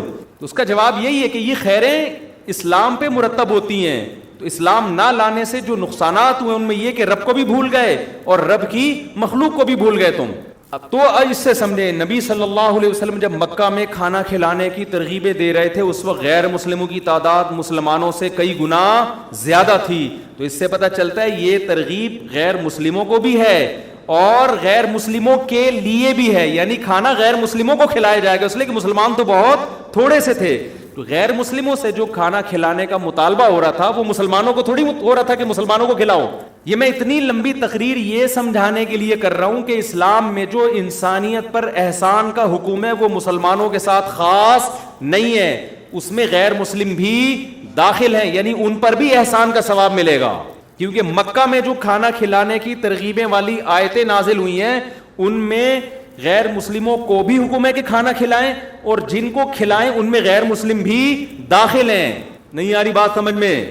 مجھے منہوں سے لگ رہا ہے آپ کے چہروں سے ابھی بھی نہیں آ رہی سمجھ میں. ٹیکنیکل علمی بات ہے نا. لوگ کہتے ہیں نا اسلام میں کہاں غیر مسلم کو کھانا کھلانے کی ترغیب ہے. دیکھو غیر مسلم کو کھانا کھلانے کی ترغیب کے دو مطلب نکل رہے ہیں, اس سے آپ لوگ کنفیوز ہو رہے ہیں. ایک ہے غیر مسلم کو آرڈر دیا جائے کہ کھانا کھلاؤ, یہ ترغیب بھی ہے قرآن میں, اور ایک ہے غیر آرڈر دیا جا رہا ہے غیر مسلم ہو یا مسلم دونوں کو آرڈر دیا جا رہا ہے کہ کھانا کس کو کھلاؤ. تو وہ کس کو کھلانے کا آرڈر دیا جا رہا ہے وہ بھی اس میں بھی مسلم بھی ہیں اور غیر مسلم بھی ہیں. سمجھتے ہو؟ یہ سمجھانے کے لیے میں نے اس آیت کو اتنا ڈیٹیل میں جا کے ڈیفائن کیا ہے کہ مکہ میں سورہ یاسین نازل ہو رہی ہے, مکہ میں نبی صلی اللہ علیہ وسلم ترغیب دے رہے ہیں قرآن کے ذریعے کہ کھانا کھلاتے کیوں نہیں ہو تم, کھانا کھلانے کی ترغیبیں کیوں نہیں دیتے. اس پہ غیر مسلم اعتراض کر رہے ہیں کہ آپ ہمیں کیوں بار بار بول رہے ہو کھانا کھلاؤ, اللہ خود ہی ان غریبوں کا خیال کر لینا. اگر اتنا ہی اللہ کو ان پہ ترس آ رہا ہے ہمیں کیوں کہہ رہا ہے کہ کھلاؤ ان کو, ہمیں کیوں کہہ رہا ہے. تو اس سے پتا چلا اللہ کس کو بھی غریب غیر مسلموں کو بھی کہہ رہا تھا کہ نہیں کہہ رہا تھا, اور غیر مسلموں کو کیا اللہ یہ کہہ رہا تھا کہ مسلموں کو کھلاؤ. ظاہر ہے اللہ اطلاق کہہ رہا تھا کہ جو ضرورت مند ہو چاہے مسلم ہو چاہے غیر مسلم ہو سب کو کھلاؤ. تو اس آیت سے دو باتیں ثابت ہوئیں کہ کھانا کھلانے کی ترغیب مسلم کو بھی ہے اور غیر مسلم کو بھی, اور جس کو کھلایا جائے اس میں مسلمان بھی ہے اور غیر مسلم بھی, سب کو کھلانے کا ثواب ملتا ہے. کھوپڑی میں بات آ گئی. ہاں ایک وہ غیر مسلم ہے جو حربی ہے, جس سے آپ کی لڑائی ہے, جو میدان جنگ کا دشمن ہے, اس کے پر احسان کی اسلام میں کوئی ترغیب نہیں ہے. 28ویں پارے میں آپ دیکھ لیں, لا ينهاكم الله عن الذين لم يقاتلوكم في الدين ولم يخرجوكم من دياركم ان تبروهم. اللہ تمہیں حسن سلوک سے منع نہیں کرتا ان لوگوں کے ساتھ جو تم سے لڑتے بھی نہیں ہیں, جنہوں نے تمہیں ہجرت پہ مجبور بھی نہیں کیا, تمہارے گھروں سے بھی نہیں نکالا. ان اللہ یحب المقسطین, اللہ احسان کرنے والوں کو, انصاف کرنے والوں کو پسند کرتا ہے. تو اس میں اللہ نے بتا دیا یہ احسان تم مسلم کے ساتھ کرو یا غیر مسلم کے ساتھ, دونوں صورتوں میں اللہ تمہیں کیا کرے گا, پسند کرے گا. انما ينهاكم الله عن الذين قاتلوكم في الدين واخرجوكم من دياركم ان تبروهم. ہاں جو تم سے لڑ رہے ہیں اور جو تمہیں تمہارے گھروں سے نکال کے ہجرت پہ مجبور کر رہے ہیں ان سے اچھا سلوک کرنے کی تمہیں اجازت نہیں ہے. یہ بھی اسلام کا اعتدال ہے. آج جب محبت کی بات ہوتی ہے اتنے میٹھے بن جاتے ہیں کہ دشمن اور دوست کا فرق ختم کر دیتے ہیں. سب سے ملو, سب اچھے, سارے ایسا سب اچھے نہیں ہوتے میرے بھائی, کچھ دشمن بھی ہوتے ہیں, ان کو پروٹوکول دینے کی ہمیں اجازت نہیں ہے. اور کڑوے بنتے ہیں تو ایسے کڑوے بن جاتے ہیں کہ غیر مسلم بھی تھوکنے لگتا ہے کہ اتنا کڑوا اسلام. تو اعتدال کا راہ اسلام نے بتائی. وہ اعتدال کی راہ کیا دنیا میں, دنیا کا لفظ اسلام نے ایڈ کر دیا. دنیا میں تمہیں سب کے ساتھ اچھا سلوک کرنا پڑے گا. آخرت کے احکامات کچھ اور ہیں. آخرت میں اللہ نے آپ کے غیر مسلم باپ کے لیے بھی آپ کو سفارش کی اجازت نہیں دی آخرت میں. تو آخرت کے معاملات الگ ہیں, دنیا کے معاملات الگ ہیں. اچھا یہ ایک اعتراض جو غیر مسلموں نے کیا تھا نا کہ انطعم من لو یشاء اللہ اطعما, کہ اللہ کو اگر اپنے ان غریبوں پہ اتنا ترس آ رہا ہے, سورہ یاسین میں ہے نا, تو اللہ خود ہی کیوں نہیں کھلا دیتا. آئی بات سمجھ میں؟ اللہ نے اس اعتراض کا جواب, یہ جملہ بولنے میں اتنے ٹائم آپ بہادر آباد سے آؤ, اتنی دیر کیوں لگائی آپ نے بولنے میں, یہ تو بزدل آباد ہو گیا نا. اور انہوں نے اکیلے نے جواب دیا, باقی پھر بھی چپ. میں جب بھی جملہ ادھورا چھوڑا کروں آپ نے کمپلیٹ کرنا ہے اس کو. میں چھوڑتا ہی اس لیے ہوں تاکہ پتہ چلے کہ آپ جاگ رہے ہیں کہ نہیں جاگ رہے. تو اس اعتراض کا اللہ نے قرآن میں جواب نہیں دیا, بلکہ قرآن نے کہا ان انتم الا فی ضلال مبین, تم بالکل ہی پاگل ہو گئے جو ایسے اعتراض کر رہے ہو, تم بالکل کھلی ہوئی گمراہی میں ہو. یعنی یہ اس قابل ہی نہیں ہے یہ اعتراض کے. وجہ اس کی کہ اس کا جواب بہت واضح ہے. یہ دنیا دارالآزمائش ہے. اللہ غریب سے مال لیتا ہے کس کو, مالدار کو آزمانے کے لیے. مالدار کو مال دیتا ہے غریب کو آزمانے کے لیے کہ اس کا مال دیکھ کے لالچ نہ کرے اور یہ اس کی غربت دیکھ کے اس پہ مانگے بغیر خرچ کرے اس کے اوپر. کتنی بڑی حقیقت قرآن نے بیان کر دی. اللہ ہی کو سارے کام کرنے ہوتے, ہماری کوئی ذمہ داری نہ ہوتی تو پھر پیغمبروں کو بھیجنے کی کیا ضرورت تھی؟ پھر تو کوئی قاتل کسی کو قتل کرتا, اللہ قتل ہی نہ ہونے دیتا اس کو. جو کہیں قتل کرنے جاتا اللہ وہیں روک کے اس کو جیل بھجوا دیتا. دنیا میں عدالت کا نظام اور قانون اور یہ ساری چیزیں کیا ہو جاتی؟ ختم. نہ پیغمبروں کے سب کچھ سیٹنگ پہ آ جاتا. تو پھر فرشتے ہوتے ہیں نا ہم لوگ. تو بعض چیزوں کے جواب بہت واضح ہوتے ہیں, وہ جواب دیے نہیں جاتے. اور یہ بھی ہمیں پتہ چلا کہ معترضین ہوتے کس قسم کے, کیسے اوٹ پٹانگ باتیں کر کے لوگوں کو بیوقوف بناتے ہیں. آج بھی اس طرح کے اعتراضات کرتے ہیں جو ملحد لوگ ہیں نا, خدا کے منکر, کہ خدا ایک طرف کہتے ہیں غفور الرحیم ہوں اور ایک طرف اتنا ظلم ہو رہا ہے دنیا میں, یہ روکتا کیوں نہیں ہے, سیلاب کیوں آ رہے ہیں, زلزلے کیوں آ رہے ہیں, چھتیں کیوں گر رہی ہیں, مر کیوں رہے ہیں لوگ. او بھائی, زلزلہ آ رہا ہے, سیلاب آ رہا ہے, جس پر آ رہا ہے نا اس کے لیے اتنی بڑی آزمائش نہیں ہے. ان لوگوں کے لیے بڑی آزمائش ہے جو اس عذاب میں مبتلا نہیں ہوئے. ہم جب سندھ سے گزر رہے تھے نا, بہت قسم پرسی میں غریبوں کو دیکھا تو ایک آدمی نے کہا یار ان کے تو بدعمالیاں بھی اتنی نہیں ہیں, عذاب ان پہ آتا ہے. اور کراچی اور لاہور کے اور اسلام آباد کے پوش علاقوں میں جا کے دیکھو جو نائٹ کلبوں میں عیاشیاں ہو رہی ہیں, ان کو کچھ بھی نہیں آ رہا, وہ ابھی بھی پراٹھے کھا رہے ہیں بیٹھ کے. ہوتا ہے نا جب بھی سیلاب آتا ہے, پستہ کون ہے, سمندری طوفان آئے گا, ٹھٹھا بیچارہ اور وہ جو دادو, اس طرح کے علاقے جن کے پاس کھانے کو ویسے ہی روٹی نہیں ہے. تو جو ملحد لوگ ہیں وہ اعتراض کرتے ہیں کہ یہ اللہ کے ہاں انصاف بولو نہیں. یعنی ان کو وہ کہتے ہیں کہ عذاب جب آئے نا تو سمندر کا پانی ٹھٹھا سے لیفٹ ٹرن مار کے ڈیفنس کی طرف پہلے رخ کرے وہ, اور وہ جائے اسلام آباد کے نا, زلزلہ جب آئے یا کوئی سیلاب آئے تو دریا سندھ کا دریا الٹا چلتے ہوئے وہ اسلام آباد کے وہ جو کیا ہے یار, اسلام آباد میں بڑے بڑے جو ہوٹل ہیں نا وہاں تک پہنچے. تو بھائی دنیا کے اصول اللہ نے کچھ اور رکھے ہیں, آخرت کے اصول. ایک دفعہ بارشیں آئیں نا تو وہ کھارا در پورا ڈوب گیا. اچھا, ان دنوں میں ایک مولانا صاحب بیان کر رہے تھے کہ یہ بارشیں جو اتنی آتی ہیں ہمارے بدعمالیوں کا نتیجہ ہے, بہت سے لوگ یہ بار بار یہ بات دہراتے ہیں. یہ بات بھی ٹھیک ہے کہ ہماری بدعمالیوں کا نتیجہ ہے, اس میں دو رائے نہیں ہو سکتی, اس کا میں منکر نہیں ہوں. لیکن اس بات کو اتنا زیادہ بار بار بیان کرنا جس سے انسان سمجھے کہ پتہ نہیں سندھ والوں نے کیا کیا ہے جو برباد ہو گئے, ایک حد تک تو یہ ٹھیک ہے تاکہ لوگوں کو موٹیویشن ملے. اس زمانے میں نے ایک بیان کیا تھا کہ زلزلے کیوں آتے ہیں, آڈیو بیان تھا میرا وہ, اس وقت میں ویڈیو نہیں بناتا تھا. اس میں یہ سمجھانے کی کوشش کی تھی کہ بھائی ضروری نہیں کہ زلزلے میں جو قوم زیادہ تباہ ہوئی ہے وہ بری ہو اور جو بچ گئے وہ اچھے ہوں. عین ممکن ہے جو بچے ہوں وہ کمبخت ہوں اور جو مرے ہوں وہ تہجد پڑھتے ہوئے دنیا سے گئے ہوں. کیونکہ اللہ تعالیٰ نے دنیا کو دار الاسباب بنایا ہے. یہاں جب بھی کوئی عذاب آتا ہے نا, جب بھی کوئی عذاب آتا ہے تو وہ اسباب کے تحت آتا ہے. اب دیکھو بارش جب آئے گی, طوفانی بارش ہوگی, تو وہ اوپر کی طرف پانی جائے گا یا نیچے کی طرف آئے گا؟ اب اوپر نائٹ کلب ہے, عیاشی چل رہی ہے, شرابیں چل رہی ہیں, نیچے نشیبی علاقے میں تہجد پڑھ رہے سارے, تو پانی یہ تھوڑی کہ تہجد والوں کو دیکھ کے ٹن مارا اس نے بھائی وہ کہاں کو الٹا چلنا شروع ہو گیا. اس لیے کہ تو فطرت کے قانون کے خلاف ہے نا, اللہ تعالیٰ فطرت کو چینج تھوڑی کرتے ہیں. تو اس بحث میں پڑے بغیر کہ کون تباہ ہو رہا ہے کون بچ رہا ہے, ہمیں شریعت نے حکم یہ دیا ہے کہ ہم پہلے سے اس کا انتظام کریں کہ کوئی قدرتی آفت آئی تو اس سے کون سا علاقہ زیادہ متاثر ہوگا. ہمیں شریعت نے حکم دیا ہے اسباب اختیار کرنے کا. کھارادر والوں سے میں کہتا ہوں جب تمہیں پتا ہے کہ جب بھی کراچی میں بارش زیادہ آتی ہے کھارادر نیچے ہے تو ڈوبے گا نا وہ. تم چاہے تبلیغ میں چلے لگاؤ, تم 4 مہینے لگاؤ, پانی تمہارے یہاں ہی پہلے آئے گا. پانی کو اللہ نے یہ سمجھایا ہوا ہے کہ جہاں جگہ ملے نیچے کو کھسک جانا, یہ نہیں دیکھنا کہ وہ نماز پڑھ رہا ہے کہ گٹکا کھا رہا ہے بیٹھ کے. یہ تو ہمیشہ سے ہوتا آ رہا ہے. دیکھو عذابوں کی 2 قسمیں ہیں, خوب سمجھ لیں, یہ ٹاپک چل ہی پڑا ہے تو میں جلدی سے کمپلیٹ کر لوں.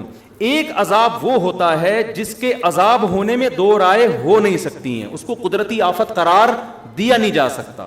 وہ اللہ پراپر ارادہ کرتا ہے کہ میں اس قوم کو تباہ کرنا چاہتا ہوں اور اس کی کوئی سائنٹیفک لاجک نہ بھی ہو تو میں کیا کر دوں گا, اس کو تباہ کر دوں گا. جیسے قوم عاد پہ عذاب آیا, قوم لوط پہ عذاب آیا, قوم سمود پہ عذاب آیا.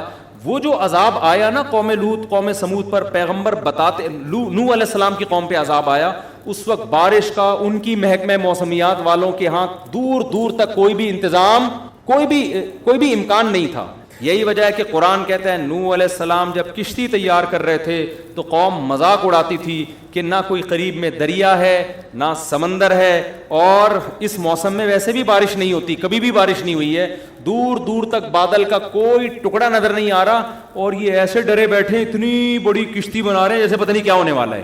تو نوح علیہ السلام نے کیا کہا, ان تسخروا منا فإنا نسخر منکم, تم مذاق اڑاؤ ان قریب ہم تمہارا مذاق اڑائیں گے. کیا نوح علیہ السلام کا سائنسدانوں سے رابطہ تھا, محکمہ موسمیات والوں سے؟ وہی کے ذریعے اللہ بتا رہا تھا کہ ان کی باتوں میں نہ آئے, میں اپنی قدرت سے بغیر کسی سبب کے ایسی بارش برساؤں گا کہ اس میں ہلاک کروں گا, اور صرف نافرمان ہلاک ہوں گے, ایک نافرمان بھی نہیں بچے گا, سارے نیک لوگوں کو بچا لوں گا میں. یہ ایسا عذاب ہے جس کی کوئی سائنٹیفک لاجک بولو نہیں ہے. یہ قرآن سے ثابت ہے کہ اس طرح بھی ہوتا ہے. قوم عاد پہ جو عذاب آیا, فلما رأوه عارضا مستقبلا فلما رأوه عارضا کیا ہے وہ آیت بھائی, فلما رأوه عارضا مستقبل اودیتهم قالوا هذا عارض ممطرنا. جب انہوں نے بادل کا ٹکڑا, وہ حضرت ہود علیہ السلام بار بار قوم سے کہہ رہے تھے کہ اب عذاب آ رہا ہے, اب میں جا رہا ہوں بستی چھوڑ کر, اب کیا آ رہا ہے, اللہ کا عذاب. تو یہ وہی کے ذریعے بتایا نا, محکمہ موسمیات والوں کے ذریعے نہیں بتایا. تو وہ قوم ہنسنے لگی, پھر دیکھا واقعی کالے بادل آ رہے ہیں. تو اس قوم نے کہا یہ تو بادل ہیں جو نارمل بادل ہوتے ہیں, پانی برسے گا, یہ عذاب کہاں ہے؟ تو انہوں نے کیا, بل ہوا کیا ہے, ھذا عارض قال بل ہوا ما استعجلتم به ریح فیہا عذاب علیم. بارش نہیں ہے, یہ وہ عذاب ہے جس کی تم جلدی میں چاہ رہے تھے, اور اس سے پانی کے بجائے پتھر برسیں گے آسمان سے. تو یہ وہ تھا کہ اس وقت جاپان کے سائنسدان بھی بیٹھے ہوئے ہوتے ہیں نا, محکمہ موسمیات والے, وہ بھی یہ کہتے ہیں یار اس کی کوئی سائنٹیفک لاجک نہیں ہے. بالکل ایسا ہی ہے جیسے عیسیٰ علیہ السلام بغیر باپ کے پیدا ہو گئے, کوئی لاجک ہے اس کی سائنٹیفک؟ یہ اللہ اپنی قدرت دکھاتا ہے, کوئی سبب موجود نہیں ہے مگر اس نے حضرت عیسیٰ کو بغیر باپ کے حضرت مریم کے بطن سے پیدا کیا. پھر ان کی پاک دامنی کا اعلان بھی کروا دیا. لوگ نے انگلیاں اٹھانا شروع کر دیں, بچہ ماں کی گود میں کبھی بھی نہیں بول سکتا, لیکن عیسیٰ ابن مریم ماں کی گود میں بولنے لگے, انی عبد اللہ, میں ولد الزنا نہیں ہوں, اللہ کا بندہ ہوں, اور عام انسان بھی نہیں, اللہ کا پیغمبر ہوں. آتانی الکتاب, اور عام پیغمبر بھی نہیں, مجھے انجیل ملے گی, باقاعدہ پیغمبر یعنی صاحب کتاب پیغمبر ہوں, اور مجھے توحید کا حکم دیا گیا. تبھی بہت سارے جو اس وقت یہودی تھے وہ آپ پر ایمان لے آئے, اور پھر وہ جانتے تھے کہ مریم پاک دامن, یہ خاندان کتنا پاک دامن. تو اللہ پھر نا وہ ساری باتیں الوجیکل ہو رہی ہوتی ہیں, وہ ساری باتیں. تو قوم سمود پہ جو عذاب آیا, قوم عاد پہ جو عذاب آیا, لوط علیہ السلام کی قوم پہ عذاب آیا کہ تھوڑے سے لوگوں کو اللہ نے نکالا اور پوری قوم کو الٹا کر کے تباہ کر دی, اور پتھروں کی بارش بھی برسائی آسمان سے. تو اس طرح کے عذاب اب بھی آ سکتے ہیں, لیکن جب اس طرح کے عذاب آتے ہیں تو اس میں میجورٹی نافرمانوں کی ہلاک ہوتی. جیسے یہاں جو ہلاک ہوئی نا, سارے نافرمان ہلاک ہوئے اور سارے نیک لوگوں کو اللہ نے بچا لیا. کچھ عذاب ایسے ہوتے ہیں جن کے بارے میں ہمارے لیے یہ دعویٰ کرنا کہ یہ واقعی عذاب ہے یا آزمائش ہے, یہ ہمارے لیے ممکن نہیں ہے. سمجھ میں آ رہی ہے بات؟ یہ وہ عذاب ہیں جن کی کوئی نہ کوئی لاجک ہوتی ہے, جو دنیا میں ہمیشہ سے آ رہے ہیں. حضرت عمر رضی اللہ تعالیٰ عنہ کے دور میں قحط پڑا ہے, شدید ترین قحط پڑ گیا, اتنا زبردست قحط پڑا کہ حضرت عمر نے چور کی سزا ہی ختم کر دی. سمجھ میں آ رہی ہے بات؟ کہ بھائی اگر ہم چور کا ہاتھ کاٹیں تو بھوک سے لوگ مر رہے ہیں, چوری نہیں کریں گے تو کیا کریں گے وہ؟ حالانکہ ہاتھ کاٹنے کا حکم کس نے دیا ہے؟ قرآن نے. کیا حضرت عمر قرآن کی آیت کا انکار کر سکتے ہیں؟ لیکن انہوں نے کہا نہیں بھائی ابھی یہ سزا جاری نہیں ہو سکتی, بھوک سے مر رہے ہیں.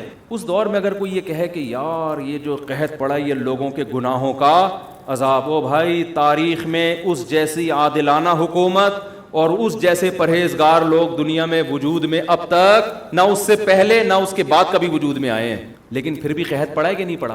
اس دور میں کوئی کہہ دیتا یہ خدا کا عذاب ہے نافرمانی پر, تو یہ عذاب نہیں ہے, یہ کیا ہے؟ یہ آزمائش. اب سوال پیدا ہو تو اللہ کو کیا ضرورت تھی لوگوں کو آزمائش میں ڈالنے کی؟ تو بھائی اللہ کی باتیں کس سے پوچھی جائیں گی؟ اللہ سے پوچھی جائیں گی نا. اللہ جو کام کرتا ہے لا یسأل عما یفعل, قرآن میں اللہ نے بتا دیا میں جو کروں گا مجھ سے نہیں پوچھا جائے گا میں کیوں کر رہا ہوں, تم جو بھی کرو گے تم سے پوچھا جائے گا. اب اللہ نے سیلاب بھیج دیا نا, یہ اللہ نے بھیجا ہے, اللہ سے نہیں پوچھا جائے گا اللہ کیوں بھیجا. ہم سے پوچھا جائے گا جب آ گیا اتنے لوگ مر گئے تم نے مدد کیوں نہیں کی ان کی, یہ ہم سے پوچھا جائے گا کہ تم نے اپنی. اگر کوئی کہے کہ اللہ نے کوئی سندھ کی عوام پہ اتنا ترس آ رہا تھا تو اتنا بڑا عذاب بھیجا کیوں اللہ نے, تو اس کا مطلب آپ سوال کس سے کر رہے ہو؟ اللہ سے کر رہے ہو. تو اللہ سے نہیں پوچھا جائے گا, پوچھا ہم سے جائے گا. تو اللہ نے تو جو کرنا ہے وہ کرے گا, پوچھا ہم سے جائے گا کہ تمہاری جو اس موقع پہ ذمہ داری تھی وہ تم نے پوری کی ہے یا نہیں کی. تو میں دوسری قسم جلدی اس کو ڈیفائن کر دوں تو یہ قسم وہ ہوتی ہے جو نیچرل ہے, جو دنیا میں ہمیشہ سے ہو رہی ہے, چاہے عادلانہ حکومت ہو یا ظالمانہ حکومت ہو. قحط بھی دنیا میں آتے ہیں, نارمل ہے, بارشیں بھی رک جاتی ہیں, زلزلے بھی آتے ہیں. اب جاپان میں جو صبح شام زلزلے آ رہے ہیں, اس کا یہ مطلب نہیں ہے کہ جاپانیوں نے کوئی الگ سے ظلم دنیا میں کیا ہوا ہے, وہ تو پٹے ہیں بیچارے اس سے. ہیروشیما اور ناگاساکی کے بم کے مارے ہوئے لوگ ہیں, تو آنا تو ان پہ چاہیے تھا زلزلے, جو امریکہ پہ آنا چاہیے تھا نا, جنہوں نے ہیروشیما کو اور ناگاساکی کو تباہ کیا. آ کس پہ رہے؟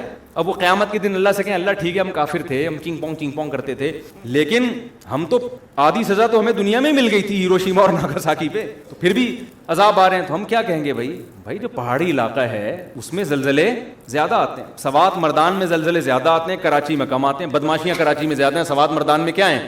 کم ہے. لاہور میں تو ماشاءاللہ کوئی لاہوری بیٹھے ہو تو پیشگی معذرت, سب سے کم زلزلے کہاں آتے ہیں؟ میرے خیال ہے لاہور میں آتے ہیں. تو یہ نیچرل ہے. اب دیندار آدمی کیا کرتا ہے, وہ کیا کرتا ہے کہ بجائے اس کے کہ تو نے نیچے اپنا گھر بنایا ہوا ہے اوپر چلا جا, وہ اوپر جانے کے بجائے نیچے تہجد زیادہ اخلاص سے شروع کر دے. سمجھ میں آ رہی ہے بات؟ وہ نیچے کھارا در میں ہے نا, پانی آیا, اکثر کھارا در ڈوب جاتا ہے پانی میں, تو وہ کیا کرتا ہے کہ یار ہمارے گناہوں کی سزا میں پانی آ گیا, ہم ڈوب گئے, اب ہم کیا کریں گے, اب گٹکے سے بھی میں توبہ کر رہا ہوں آئندہ, اب میں چلے کی جماعت میں نکل رہا ہوں تاکہ عذاب نہ آئے.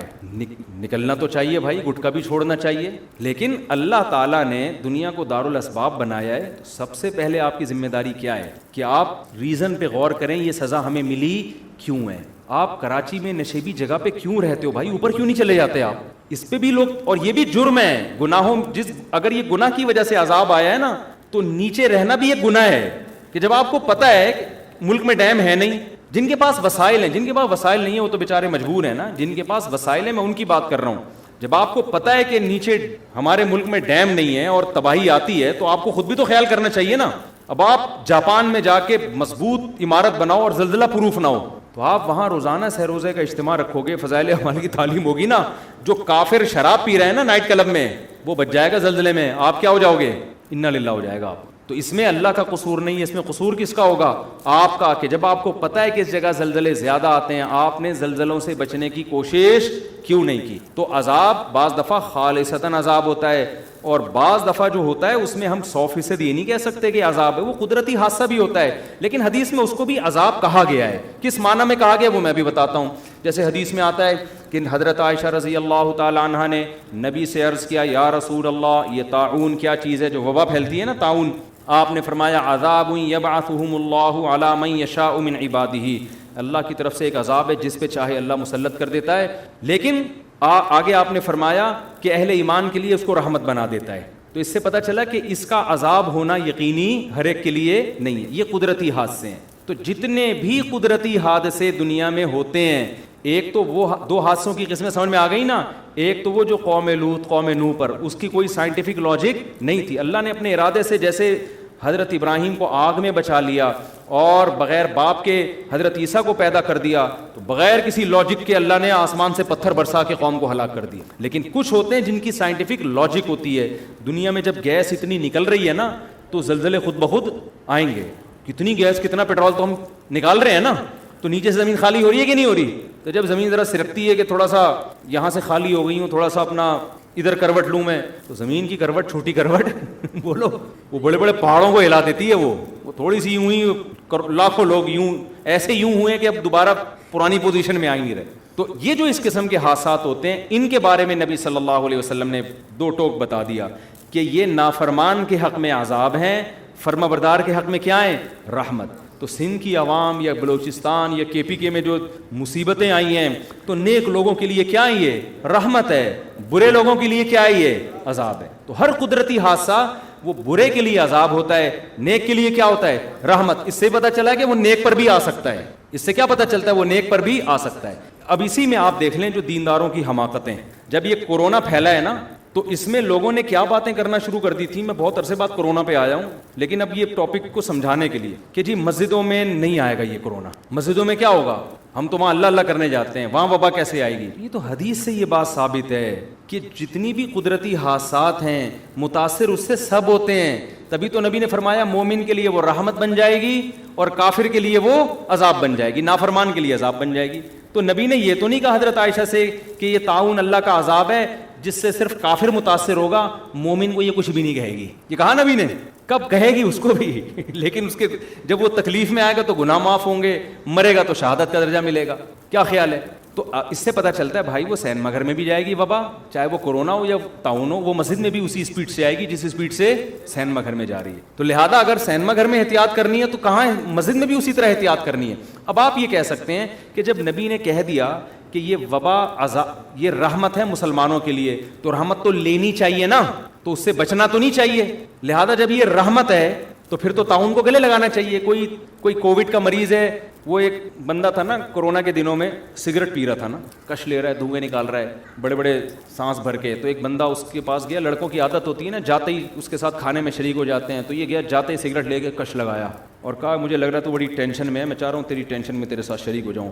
سٹا لگا کے بول رہا کیا ہوا, تو ٹینشن کیا ہے؟ کہہ رہا ٹینشن یہ ہے کہ مجھے کورونا ہوا ہے. بس ہم نے یہ اسی کی سگریٹ کے کیا کر رہا ہے, چھٹے لگانا شروع کر دیا اس میں. تو آپ یہ کہہ سکتے ہیں کہ جب یہ رحمت ہے تو پھر احتیاط کیوں کریں ہم؟ تو یاد رکھو یہ ایک اور شریعت کا اصول ہے کہ جتنی بھی آزمائشیں ہیں وہ اللہ کی رحمت اس وقت بنتی ہیں جب ان آزمائشوں سے ہم بچنے کی پوری کوشش کر لیں, پھر بھی اللہ مبتلا کر دے. اگر آپ ہی بچنے کی کوشش نہیں کر رہے تو پھر وہ حماقت ہے, پھر اس کو آپ رحمت نہ سمجھو. ارے ہر بیماری اللہ کی رحمت ہے یا نہیں ہے؟ حدیث میں آتا ہے بخار میں گناہ معاف ہوتے ہیں. حدیث میں آتا ہے بخار کی جو گرمی ہے نا, یہ جہنم میں جو مسلم کو عذاب ہونا تھا وہ گرمی کی شکل میں اللہ دنیا میں دے دیتے ہیں مسلمان کو. بخار بڑی حدیث میں بڑی فضیلت ہے کہ بخار کی وجہ سے جہنم کی آگ کیا ہوتی ہے, ٹھنڈی, گناہ معاف ہوتے ہیں. آپ نے کہا یار اتنی بڑی رحمت, آپ کیا کیا کہ جی مری میں برف میں جا کے سو گئے آپ کہ یار میں چاہتا ہوں مجھے صبح کیا ہو جائے, تیز بخار ہو جائے. پھر جب 103 ہوا آپ نے کہا تھوڑی رحمت کا تقاضا اور چاہیے مجھے. سمجھ میں آ رہی ہے بات؟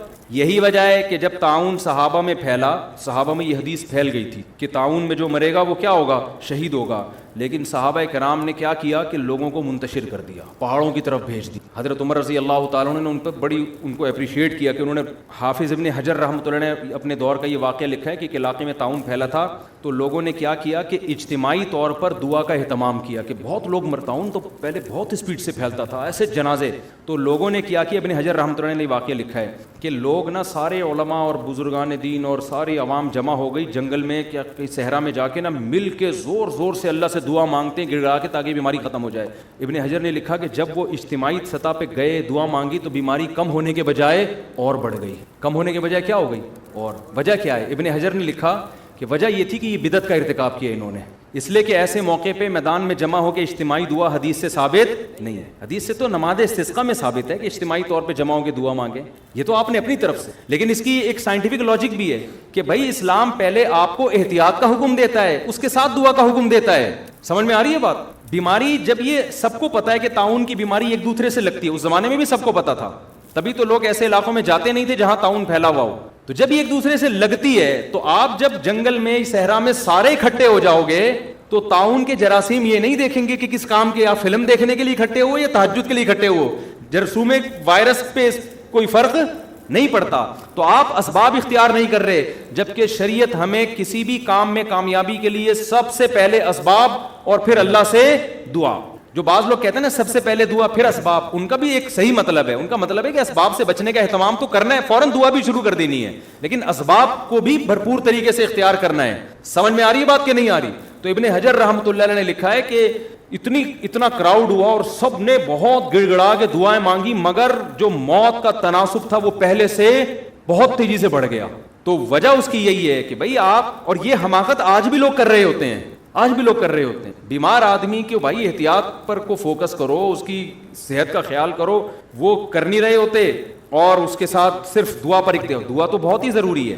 ایک آخری بات کر کے بس بیان ختم کرتا ہوں کہ دیکھو یہ تو میں نے دو قسم کے حادثات کی پوری ڈیٹیل بتا دی نا, کہ ایک تو وہ واقعی جو خالصتاً قدرتی ہوتے ہیں, اور ایک وہ جس کی لاجک زمین میں ہمیشہ سے نیک لوگوں پر بھی آفتیں آتی ہیں, بروں پر بھی آتی ہیں, بیماریاں بھی اور زلزلے بھی اور طوفان بھی. تو ہمیں بجائے اس بحث میں کہ یہ عذاب ہے کسی کے گناہ کی وجہ سے یا یہ کیا ہے, ہمیں وہ یہ تو اللہ کا کام تھا نا جو اللہ نے کیا, ہمیں اللہ کہتا ہے تم وہ کرو جو تمہاری ذمہ داری. ہماری ذمہ داری کیا ہے؟ ایسے موقع پہ وہ کرنا ہے جو صحابہ کیا کرتے تھے, غریب کے ساتھ تعاون. اور مشرک کیا کیا کرتے تھے کہ جب اللہ کو اس پہ اتنا ترس آ رہا ہے تو اللہ نے اس کو غریب بنایا کیوں؟ تو وہ آج بھی کہہ سکتا ہے مشرک کہ اگر اللہ ہم سے کہہ رہا ہے کہ سیلاب زدگان کی مدد کرو تو اللہ کو اتنا ان پہ ترس آ رہا ہے تو سیلاب بھیجا کیوں؟ ٹھیک ہے نا، اللہ نے زلزلہ ڈالا کیوں؟ تو اللہ کہے گا جو میرا کام ہے بھائی وہ میں کروں گا، جو تمہارا کام ہے کس نے کرنا ہے؟ تم نے۔ اور یہ بھی ذہن میں رکھو کہ عذاب یہ جو قدرتی آتے ہیں نا، یہ بھی بعض دفعہ خالصتاً عذاب بھی ہوتے ہیں۔ اس کی وجہ یہ ہوتی ہے کہ آپ نے اس سے بچنے کا اہتمام نہیں کیا ہوتا۔ ہمارے ملک میں ہمارے حکمرانوں نے ڈیم بنانے کا اہتمام نہیں کیا۔ جب بھی ڈیم بنانے کی کوشش کی گئی ہے عوام نے رکاوٹ ڈالی ہے، بیوقوف عوام نے، جو آپ کے علاوہ کی بات کر رہا ہوں میں۔ نوشہرہ کے بارے میں بات کی گئی تھی، جی کالا باغ ڈیم بن گیا تو نوشہرہ ہلاک ہو جائے گا، ڈوب جائے گا، حالانکہ وہ ڈیم نہیں بنا تو نوشہرہ کیا ہو گیا ہے؟ ڈوب گیا۔ لیکن ہمارے پبلک میں سینس بولو نہیں ہے۔ تو یہ اب یہ اللہ کا، یہ تو قدرتی آفت بھی نہیں ہوئی نا، یہ تو ہماری اپنی یہ تو ایسے جیسے مری کے برف خانے میں جا کے لیٹ گیا، ٹھیک ہے نا، اور کہ نیچرل ہے بیمار ہونا، بخار ہونا۔ بھائی نیچرل جب ہوتا ہے جب آپ کے گھر میں وائرس داخل ہوتا، آپ تو خوب برف میں نہا رہے ہو اور ٹھنڈے پانی سے نہا رہے ہو برف میں جا کے آپ، تو یہ تو حماقت ہے۔ تو دنیا میں ہر جگہ، امریکہ میں اس سے زیادہ بارشیں ہوتی ہیں، وہاں کیوں نہیں ہوتا؟ تو ہم نے تو کوئی انتظام۔ اور ایک فلسفی کا بیان آیا تھا کچھ دن پہلے کہ ہمارے ملک میں ڈیم ہے نہیں اور یہ مولوی لوگ بچے پیدا کرنے کی ترغیبیں دے رہے ہیں۔ کچھ دن پہلے ان کا بیان آیا، ڈیم ہے نہیں، پانی ہے نہیں اور بچے پیدا کرنے کی۔ میں نے کہا اس پاگل کو دیکھو، ابھی بھی کہہ رہے ہیں ہمارے ملک میں پانی نہیں ہے۔ کوئی ایک بچہ بتاؤ جو پانی کی کمی سے ہلاک ہوا ہو۔ فضول قسم کے، پاگل قسم کے لوگ اللہ نے ہم پہ مسلط۔ یہ ہمارے وہ ہیں جو بڑے بڑے اسکالرز ہیں، فلسفی ہیں۔ او خدا کے بندے، تو اس کو ایک ہی تو نعمت ملی ہوئی ہے، نسل بھی روک دیں گے تو بچے گا کیا ہمارے پاس؟ اتنا پانی زمین کی رگوں میں سیلاب میں داخل ہوا ہے نا کہ نکالتے نکالتے تھک جاؤ، یہ ختم ہونے والا نہیں ہے۔ وہ جو چیف جسٹس کا بیان آیا تھا نا پرانا کہ اتنے لیٹر پانی روزانہ ہم زمین سے نکال رہے ہیں اور بچوں کی اسپیڈ بہت تیزی سے ہے اور اتنا پانی ختم ہو رہا ہے، میں نے اس پر بیان دیا تھا یہ پانی نکلنے کی اسپیڈ تو بتا رہے ہیں، زمین میں پانی جا کتنا رہا ہے اس پہ انہوں نے کوئی رپورٹ پیش کی نہیں ہے۔ بے وقوفوں والے کام کر رہے ہو یار تم۔ ہمارے حکمرانوں کی اللہ معاف فرمائے بھی حالت پتہ ہے کیا ہے کہ یورپ اور امریکہ کی وفاداری میں ان سے بھی دو ہاتھ آگے نکل گئے۔ وہ بھی کہہ رہے ہیں یار اتنے ماڈرن تو ہم نہیں ہوئے جتنے تم ہو گئے ہو، ایسی باتیں تو ہم نہیں کرتے جیسی تم کر رہے ہو، یہ دلائل تو ہم نہیں دیتے جو دلائل تم دے رہے ہو۔ میرے بیان پہ کسی نے کمنٹس کیے ہوئے تھے کہ یہ مولوی بچے پیدا کرنے کی ترغیب دے رہا ہے اور اس وقت دنیا میں سب سے بڑا مسئلہ ہی آبادی کا بڑھنا ہے۔ بھائی یہ باتیں انگریز نہیں کر رہا، انگریز سے پوچھو گے، وہ یونائٹڈ نیشن کی رپورٹ ہے کہ اس وقت دنیا میں آبادی کا ریشو خطرناک حد تک گر گیا ہے۔ سالوں کے پاس نہ کمبختوں کے پاس کوئی رپورٹ ہے، نہ گورے کا پتہ کہ وہ کہہ کیا رہا ہے، اور بیٹھ کے پھر بس مولوی کا بیان آ گیا نا تو وہ سمجھتے ہیں دقیانوسی پر مبنی ہوگا۔ یونائٹڈ نیشن کی رپورٹ ہے یہ بی بی سی میں شائع میں نے خود پڑھی ہے کہ بچوں کی جو گروتھ ریشو ہے نا وہ خطرناک حد تک گر گیا ہے۔ دیکھو آپ یہ نہیں دیکھا جاتا دنیا میں آبادی کتنی ہے، یہ دیکھا جاتا ہے گروتھ ریشو کتنا ہے۔ وجہ اس کی یہ کہ دنیا میں ایک اسٹیبل لائف کے لیے بوڑھوں کا اتنا ریشو، اس کے مقابلے میں جوانوں کا اس سے ڈبل کم از کم ریشو ہونا چاہیے، کم سے کم، تاکہ وہ بوڑھے قوم پہ بوجھ نہ بنے۔ اب ریشو جو دنیا جس طرف جا رہی ہے نا، بوڑھوں کا بڑھتا جا رہا ہے، جوانوں کا یا تو کم ہو رہا ہے یا اتنا ہی ہے۔ اوور آل دنیا کو دیکھا جائے تو یہ تباہی کی طرف جا رہی ہے۔ تبھی تو امریکہ، کینیڈا اور اتنے بڑے بڑے ملکوں میں بچوں کے پیدا کرنے پر کوئی پابندی نہیں ہے، وہ تو پیسے دے رہے ہیں یار۔ آسٹریلیا میں بچہ پیدا کرنے پر پیسے ملتے تھے تو پاکستانیوں نے اس کے علاوہ سارے کام چھوڑ دیے وہاں جا کے، تو آسٹریلیا نے لا چینج کر لیا کہ یار یہ کمبخت تو آگے کچھ کر ہی نہیں رہے سوائے بچے پیدا کرنے کے۔ تو میں جب آسٹریلیا گیا میں نے ان کو کہا کہ بھائی آپ نے گورنمنٹ نے الاؤنس دینا بند کر دیے تو اس سے آپ کی اسپیڈ پہ فرق نہیں آنا چاہیے، آپ دوسرا کام بھی کریں لیکن اسپیڈ آپ وہی رکھیں جو آپ کی ماضی میں تھی۔ اسپیڈ کی، اتنا بڑا کنٹری ہے آسٹریلیا، برساتی مینڈکوں کی طرح بھی بچے پیدا ہوں بھرنے والا نہیں ہے۔ 5 گھنٹے تو ایک شہر سے دوسرے شہر جانے میں لگتے ہیں۔ بلوچستان جا کے دیکھ لو یار، اسپیس ہی اسپیس ہے، اور یہ کہہ رہے ہیں ملک میں جگہ جنگل وہ جگہ نہیں ہے، اسپیس کم ہے۔ گراؤنڈ کراچی سے حیدرآباد چلے جاؤ نا، اتنی اسپیس ہے، آدمی کہتا ہے کتنی بھی اسپیڈ سے، پوری دنیا کو دیکھو تو کیا ہوگا حال۔ بالکل ان کو صرف مولویوں سے نفرت ہے، یہ سمجھتے ہیں مولوی پڑھے لکھے نہیں ہیں، ان کو معلومات نہیں ہے۔ بھائی جو چیز مشاہدے سے نظر آ رہی ہے اس میں کیا آپ کو کیلکولیشن کرنے کی ضرورت ہے؟ تو فضول قسم کی باتیں۔ تو وہ ایک نے پھینک دی تھی ہمارے چیف جسٹس صاحب نے کہ زمین سے اتنا پانی، اتنے، وہ کیلکولیشن بتاتا ہوں اڑے اتنے کروڑ گیلن نکل رہا ہے بیٹا، اب تو مر گئے اگلے سال۔ کمبختو جا کتنے کروڑ گیلن رہا ہے؟ ابھی جو زمین کی رگوں میں اس بارشوں میں پانی گیا ہے نا، نسلیں پی سکتی ہیں یہ پانی، اور اگر ڈیم بنے ہوئے ہوتے کتنی بجلی پیدا ہوتی، اس میں جو ہے نا آپ جو مچھلیوں کی جو بریڈ کتنی کر سکتے تھے اس میں 20 یوں کام ہو سکتے ہیں. سارا زور کروڑوں روپے کا سرمایہ بچوں کی سپیڈ روکنے پر لگایا ہوا ہے, جو پیسہ آپ کا وہاں خرچ ہونا چاہیے. حتیٰ کہ روکا جا رہا ہے نسل کو کہ بچے تعلیم یافتہ نہیں ہوں گے لہذا 2 ہی اچھے. اور آپ کو پتہ ہے ایجوکیشن پہ اتنا خرچ نہیں ہو رہا جتنا فیملی پلاننگ پہ خرچ ہو رہا ہے. یہ بھی آپ کو ہم لطیفے سنا رہا ہوں میں بیٹھ کے, یعنی لطیفے سے مراد خبریں سچی ہیں لیکن یہ ہماری گورنمنٹ کے لطیفے ہیں. یعنی تعلیم کے نام پہ نا کہ بچے کم ہوں گے تو ایجوکیٹڈ ہوں گے, تو اس میں فیملی پلاننگ کے لیے جو بجٹ رکھا ہے نا تاکہ بچے ایجوکیٹڈ ہوں, ایجوکیشن کے لیے اتنا بجٹ نہیں ہے. سمجھ رہے ہو, تعلیم کو فروغ دینے پر اتنا پیسہ خرچ نہیں ہو رہا جتنا مانع حمل تدبیریں کے لیے اور جو اس کے لیے جو لیکچرز ہو رہے ہیں اور اس کے لیے جو موٹیویٹ کیا جا رہا ہے عورتوں کو گاؤں گاؤں جا کے, اس پہ زیادہ پیسہ خرچ ہو رہا ہے. تو سارے فضول قسم کی. اللہ کا شکر ہے اللہ نے ہمیں مدرسے میں پڑھا لیا, میں تو اللہ کا بڑا شکر ادا کرتا ہوں تاکہ ہمارا گھر بھی الحمدللہ اس بہانے آباد ہو گیا, ورنہ ہم بھی پڑھے ہوئے ہوتے تو آج ہماری ایک بیوی ہوتی, ایک آدھ بچہ ہوتا, میری زندگی کا سارا مزہ ہی خراب ہو گیا تھا یار. ابھی تو ہم کسی ملک سے آتے ہیں ایسے بچے انتظار کر رہے ہوتے ہیں, ابا آ رہے ہیں, ہر سائز کا بچہ ہے ماشاءاللہ, بیٹے بھی, اللہ نظر بس سے بچائے. میں تو کہتا ہوں یار اسلام کا یہی ایک احسان ہمارے اوپر اتنا بڑا ہے کہ اسلام نے ہمارے گھر کو آباد کر دیا, اور بڑھاپے میں یہ سارے جوان ہو چکے ہوں گے انشاءاللہ, یہ سارے جوان ہو چکے ہیں بڑھاپے میں, وہ اس کے اپنے مزے ہیں. تو پتہ نہیں 2 بچے لے کے کیا کر رہے ہیں یار لوگ. تم ٹھیک ہے یہ بھی ان کو بھی پھینکنا نہ کہیں, یہ بھی اچھے ہیں. گھر بھرا ہوا ہو, 1000 گز کے بنگلے, دیواریں کھا رہی ہیں یار, آبادی نہیں ہے گھروں کے اندر. بڑھاپے میں اپنے مزے, داماد ہوں گے ہول سیل کے حساب سے, بہویں ہوں گی, ان کے بچے ہوں گے, دادا پٹھانوں میں جا کے پشاور میں دیکھو دادا کے مزے ایسے ہیں آپ مائیکل جیکسن کے مزے بھول جاؤ گے. میں تو دیکھتا ہوں نا جا کے پٹھانوں میں, پشاور مردان ہو, ایک دادا بیٹھا ہوگا, وہ میرا پوتا ہے, وہ نواسا ہے, یہ 8 چاچے ہیں, یہ پتہ نہیں اتنی بڑی فیملی ہوتی, دادا بیٹھ کے کھا رہا ہوتا ہے اکیلا, اور عزت بھی مل رہی ہوتی ہے اس کو. تو خیر اب یہ تو ٹاپک میں کئی بار چھیڑ چکا ہوں, کہاں سے کہاں چلے ہم. جو اصل بات کہہ رہے تھے غریبوں کو کھانا کھلا دیا. ہاں آخری بات جو ہے نا وہ یہ رہ گئی تھی کہ ہمارے یعنی سبق کے لیے ہمیں ہر مصیبت کو اپنے لیے عذاب ہی سمجھنا چاہیے. یہ شریعت کی تعلیم ہے, چاہے حقیقت میں وہ عذاب ہو یا نہ ہو, ہمیں یہ سمجھنا چاہیے. میں اس ایک مثال سے سمجھاتا ہوں. جب کراچی کے حالات خراب ہوئے تھے نا تو علماء بہت کہہ رہے تھے یہ بدعمالیاں جن کی سزا مل رہی ہیں, بالکل ٹھیک بات تھی, یہ بدعمالیوں کی سزا. اور یہ جو سیلاب آیا ہے اس میں جو میں کہہ رہا ہوں نا کہ یہ ضروری نہیں کہ عذاب ہو, تو یہ بھی ضروری نہیں کہ عذاب نہ ہو, عین ممکن ہے کہ یہ کیا ہو, عذاب بھی ہو.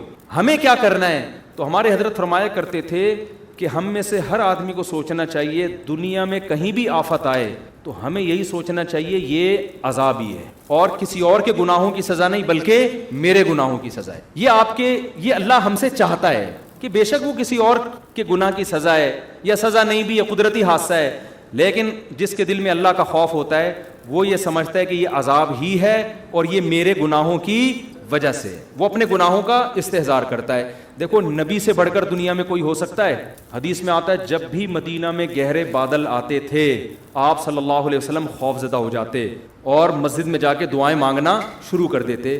حالانکہ گہرے بادل آنا کیا ہے, نیچرل ہے, اور نبی سے تو کوئی گناہ ہوتا ہی نہیں ہے, لیکن جس کے دل میں تقوی اللہ کا خوف ہوتا ہے نا وہ تو نبی یہی سمجھتے تھے. پھر نبی جا کے دعا مانگتے, اے اللہ تو نے مجھ سے وعدہ کیا ہے کہ جب تک میں ان کے درمیان موجود ہوں تیرا عذاب نہیں آئے گا.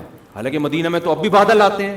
تو اس سے پتہ چلتا ہے کہ جس کے دل میں خوف ہوتا ہے بھائی وہ تو ہر مصیبت کو اپنے گناہ کی سزا سمجھتے. تو سمجھنا ہمیں, یہ تو میں نے ایک نالج کے لیے ایک پورا بیان کیا. جب کراچی کے حالات خراب ہوئے تھے, بہت قتل و غارت ہو رہا تھا, حضرت بار بار ہمیں نصیحت کرتے تھے کہ دیکھو یہ گناہوں کا عذاب ہے جو کہ کسی اور کے گناہوں کا عذاب. اپنے بارے میں انسان خوش فہمی مبتلا ہو جاتا ہے, میں تو بڑا نیک ہوں, میں تو تہجد گزار ہوں, میں تو نمازی ہوں, میں تو حاجی ہوں, میں تو یہ ہوں. فرمایا سمجھو یہ میرے گناہوں کا عذاب. تو حضرت کہتے ہیں میں یہ سمجھتا ہوں مجھ سے کوئی کوتاہی ہوئی ہے جس کا یہ عذاب ہے. تو استحضار ہم سب کو یہی کرنا چاہیے. کچھ بھی آفت آ رہی ہے اپنے گریبان میں جھانکے بھائی شاید یہ میرے سے کوئی غلطی ہوئی ہے جس کا یہ عذاب. اگر کوئی عالم بہت نیک ہے, کوئی گناہ نہیں ہو رہا اس سے, وہ یہ سمجھے میں تبلیغ میں کوتاہی کر رہا ہوں, جتنا میرے ذمے تھا حق بیان کرنا میں اتنا حق بیان نہیں کر رہا جس کی وجہ سے یہ عذاب ہے. تو سمجھنا ہم سب کو یہی چاہیے کہ یہ میرے گناہوں کی سزا ہے, لہذا اللہ سے توبہ اور استغفار کرنا چاہیے. اس کا فائدہ کیا ہوگا؟ اگر یہ واقعی آپ کی گناہوں کی سزا ہے توبہ استغفار سے معاف ہوگی, نہیں ہے تو توبہ استغفار کرنے پہ کوئی ٹیکس لگتا ہے کیا؟ آپ کے درجات کیا ہو جائیں گے؟ بلند ہو جائیں گے, اللہ کی نظر میں مقام بڑھ جائے گا, اللہ کہے گا سزا اس کو ملی ہے, گناہ اس کے تھے, اور یہ بندہ میرے کتنا خوف رکھتا ہے کہ یہ سمجھ رہا ہے کہ یہ میرے گناہوں کی, اس سے اللہ کا قرب آپ کو کیا ملے گا, اور زیادہ ملے گا. اللہ تعالیٰ سمجھنے کی عمل کی توفیق عطا فرمائے. بہت لمبی بات ہو گئی, جلدی جلدی بھی. مفتی صاحب, حال ہی میں ایک لڑکی کا انتہائی ظالمانہ اور بے ایمانہ قتل ہوا ہے, اور قتل کرنے والا اس کا شوہر تھا. یہ قتل کرنے والا لڑکا اور قتل ہونے والی مظلوم لڑکی انتہائی اور بچے انتہائی اونچے طبقے سے تعلق رکھتے ہیں اور انتہائی طاقتور خاندان سے تعلق رکھتے ہیں.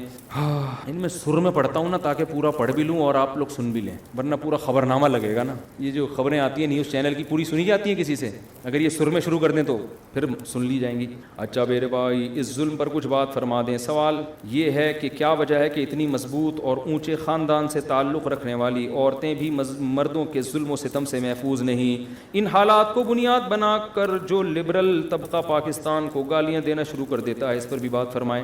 لبرل طبقہ پاکستان کو گالیاں دیتا ہے کہ دیکھو تمہارے ملک میں عورتیں قتل ہو رہی ہیں, دیکھو تمہارے ملک میں مرد ایسے ظالم ہیں. تو کس قسم کے مرد ظالم ہیں؟ وہی ظالم ہیں جو آپ کے کلچر سے متاثر ہیں. تو یہ جو لبرل طبقہ کہتا ہے نا پاکستان ایک دقیانوس ملک ہے, پاکستان میں وہی لوگ ظالم ہیں جو آپ کے کلچر کو فالو کر رہے ہیں, یورپ کو فالو کر رہے ہیں, جو مذہب کو فالو کر رہے ہیں نا. آپ ذرا ان کے گھروں کے حالات جا کے دیکھو, آپ کو پتہ چلے گا. وہ تو پسے ہوئے انڈے اور پیاز اور ٹماٹر کے بوجھ میں پسے ہوئے ہیں, وہ سمجھ رہے ہو.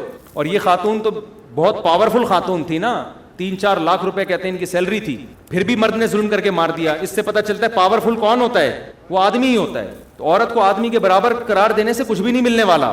ہونا یہ چاہیے جو اسلام نے کیا ہے. اسلام نے مرد کو سپیریئر مانا ہے, لیکن اس کو حکم دیا ہے کہ اپنی ماتحت بیوی کے ساتھ اچھا سلوک کرے. جب آپ دونوں کو ایک جیسے کٹہرے میں لا کے کھڑا کرو گے تو نقصان کیا ہوگا کہ پھر عورت کا نقصان ہوگا. مرد نہیں مانتا اس بات کو, وہ ظلم کرے گا اس کے اوپر, وہ چھوڑ کے چلا جائے گا اس کو, وہ حقوق ادا نہیں کرے گا.